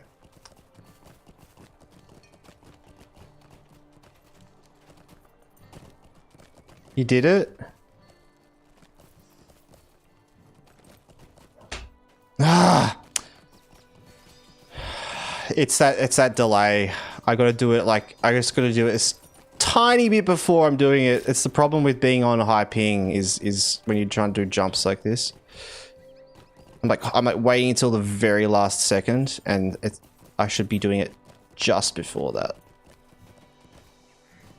Oh my god.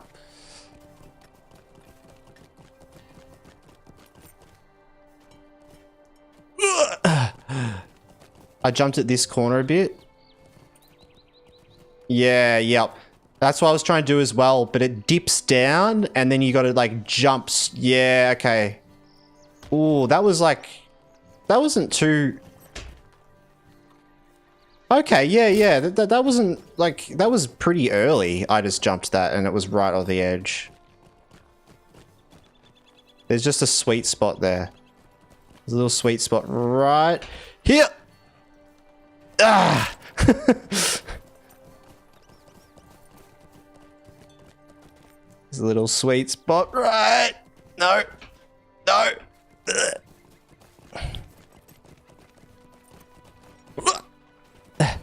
Okay. And oh, that was surely, that was so close, I feel like. Oh no. No.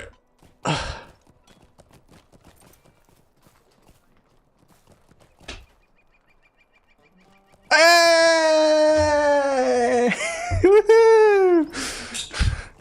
We did it! We're on top of the prancing pony! Oh my god! Wow, this is awesome.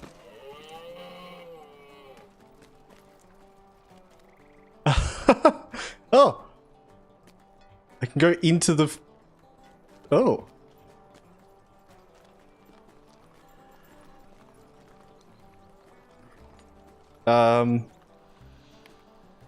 Hear ye, hear ye.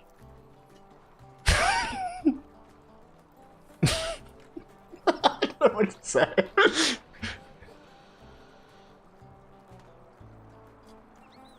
Wait, what if I can make people kneel? Oh my god, can I make someone kneel to me while I'm up here? That would be hilarious. Please let me make someone kneel. I've got to use this more. Command respect. It has 10-meter range, it says. It worked! Oh, I made him kneel, but he ran inside the fence. He voted me. Mum, there's a moose on the roof. Now you never leave that roof, yeah. Oh, yes, no, yes, Aaron, I saw that, yep. Full cast and crew. Yeah, I've been through this before. Yep, Kate Beckinsale, Peter Stormare, Jim Cummings, Malcolm McDonald, Michael Gabin, John Cleese, Kevin Michael Richards, Billy Boyd.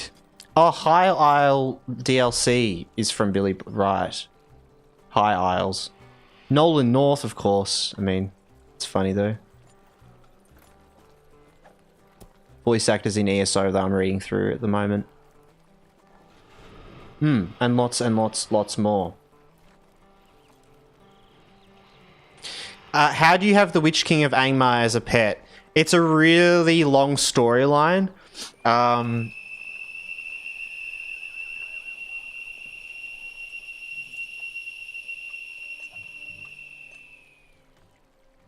Sometimes he likes to make little sounds every now and stuff, though. That's alright. He's just he's a little personality. He's a little cute guy. Look at him. Look at him. He's a cute guy. Yeah, it's a long story. It's a long quest line.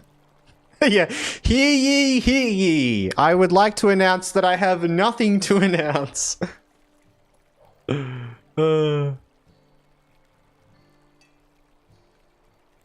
Do I have anything I could do? Ooh. Actually, I do. I have things I could do. This is the perfect place to do some fireworks and stuff.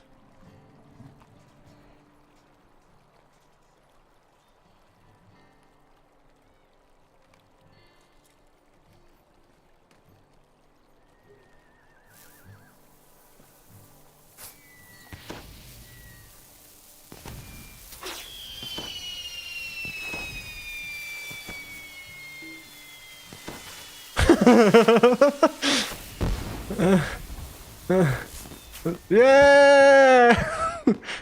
We're raining fireworks down upon Bree. This is great.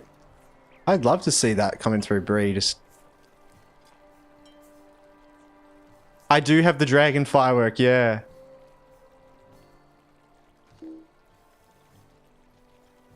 I can scare everyone. I could just keep using the dragon one and then the pinwheel one, and we'll make like a little display.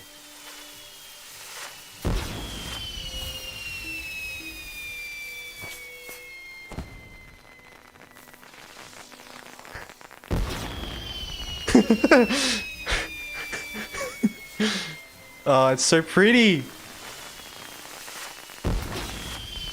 Hey, dragon.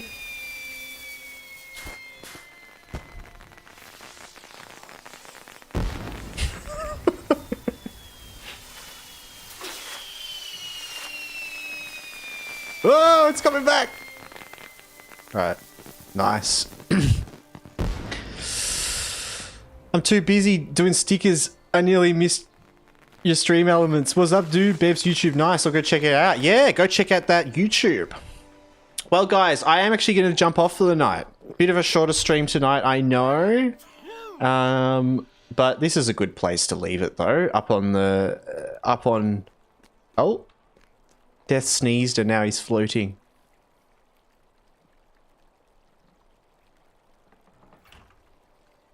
No, you are not. I've got to go to bed. I'm tired. Oh. Bless you, Death. Yeah. Thank you for joining us and showing us on many things, Death. That was fun. It's always a good experience with the most OP pet in the game. Bed, what is that? Yeah, exactly. Yeah. Well, I've got to... Yeah, I almost didn't stream today because I was so tired, but I don't know, you guys kept me up. You guys gave me a lot of energy, honestly. I'm feeling like I'm starting to fade now, but we had some really nice chats and I had a lot of fun and I think it just kept me alive. I had a lot of fun today. I hope you guys had a lot of fun. But yeah, I'll do our last little plugs. Go check out the YouTube. Go check out the Discord if you want to know when I'm streaming in the future. I will say the 2 best ways to know when I'm streaming, or there's even 3. I on YouTube will pop up a event in the day normally, like a schedule for the stream on the day. On Twitch, I keep my schedule there up to date. It has a little countdown as well if you check the About section on my Twitch. I do keep that up to date. I know I don't mention it that much, but if any of you guys are like wondering, go check that. That's normally like a bit of a general idea of what I'm thinking of doing, set up for the week, and then I might shift it around if things don't work. But yeah, and also I post on Discord like whenever I'm going to be streaming and stuff, and links go out when new videos come up on the YouTube. And yeah, if you've got any Lord of the Rings questions or anything like that, come hang out. Appreciate the hydrate, Radar. Thank you.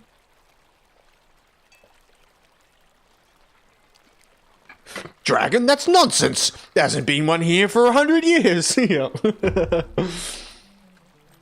Bed is a place where you usually shut your eyes, lay down, and don't move for about 8 hours. So that's what it is, yeah. Yeah, it's overrated, to be honest. Waste of time. Waste of time. Well, let's see who we can send you guys over to. I would love to hang out for longer. I would really love to hang out. It's been a fun day. How did we go with questing? We didn't get super far because I got a bit distracted here and there, but I kind of, yeah. No wonder I'm tired. It sounds like you need to go to bed as well, Aaron. We'll all go to sleep. Sleepy time.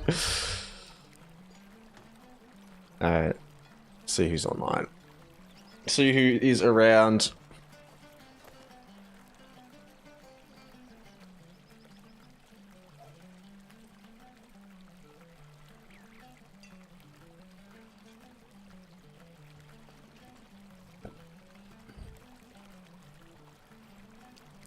Oh my god. I was just looking by Limmy's streaming. Limmy's streaming Kingdom Come Deliverance. That's funny.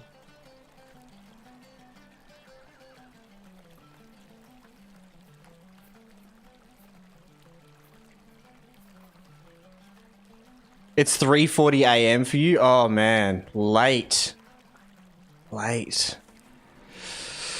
Well, yes, I guess you'd probably be in the US, right? Yeah.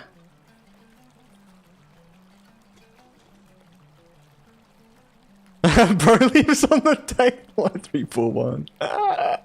Oh man, that is funny.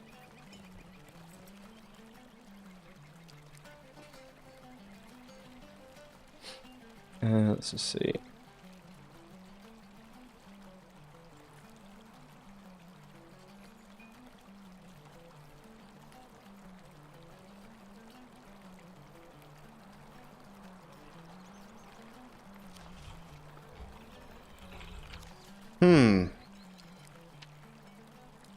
Might play Starfield later. Nice.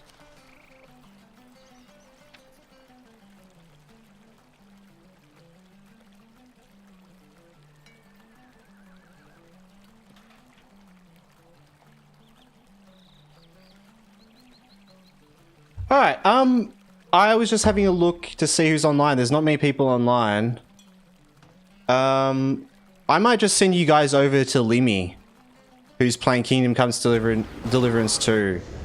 I don't know if any of you guys know Limmy, but you will once you see this, or if you've ever heard of what's heavier, a kilogram of feathers or a kilogram of steel? Which he probably hates now. Get yourself some damn sleep. Yeah. Yeah. I'm going to send you guys over to Limmy. He's playing some Kingdom Comes Deliverance 2, which seems really chill. And I actually kind of want to watch a bit of this. So yeah, I'll rate him while he's live. May as well. He's a big fish, but you know. Yeah, there's not many people online. I've got to try to raid around more. I'm fangirling, yeah. Yeah. A kilo of steel and feathers, yeah, exactly. Alright,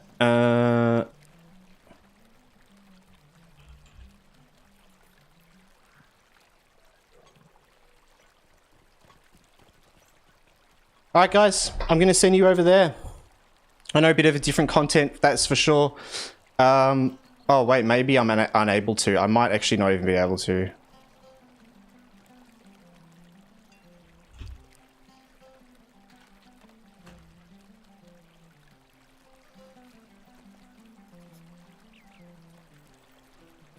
Did he also try to say purple a burglar alarm? Yeah. Yeah.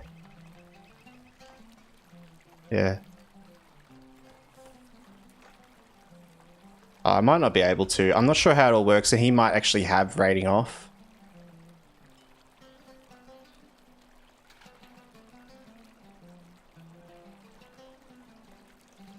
Yeah, he's too. That's good though. That's good if it doesn't let you that he's done that. I was kind of curious. All right, who else is on? Who else is doing fun stuff? You know what? You know what? Sips is live. We're rating Sips. We're rating Sips. Oh, cool. All right, Yogscast Sips. Well, used to be. We'll can I raid Sips? He might have rating off, yeah.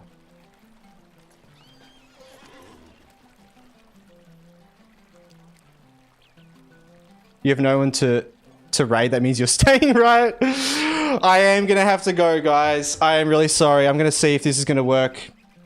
It is. We are gonna go raid Sips. He's playing Project Zomboid. If you don't know Sips, send him your love. Long time enjoyer of Sips content from the future and from the past and till the future. But yeah, guys, we'll be back on the weekend. Go check out the Discord and the event stuff for the Lord of the Rings Online Hide and Seek event. That's going to be this weekend. For us in Australia, it is going to be Sunday 3 a.m. But for you guys over in the US, it will probably be a bit more in the day. So a bit of a different stream time. I know a lot of you guys probably that normally are here won't be able to make it. But for any of you guys that, yeah, are going to be at different times, it'll be a bit different. Yeah, Ludo. So I figure some of you guys like that. Project Zomboid, we're rating Sips who's playing Project Zomboid. But this weekend, there is a Lord of the Rings Online Hide and Seek, and we're going to be doing that. But I'm going to send you over there now, guys. Thank you so much for being awesome. It was a lovely day, and I hope everyone is well and stays well. And I'll see you all next time, guys. All right, then. Peace out. Bye. See you later.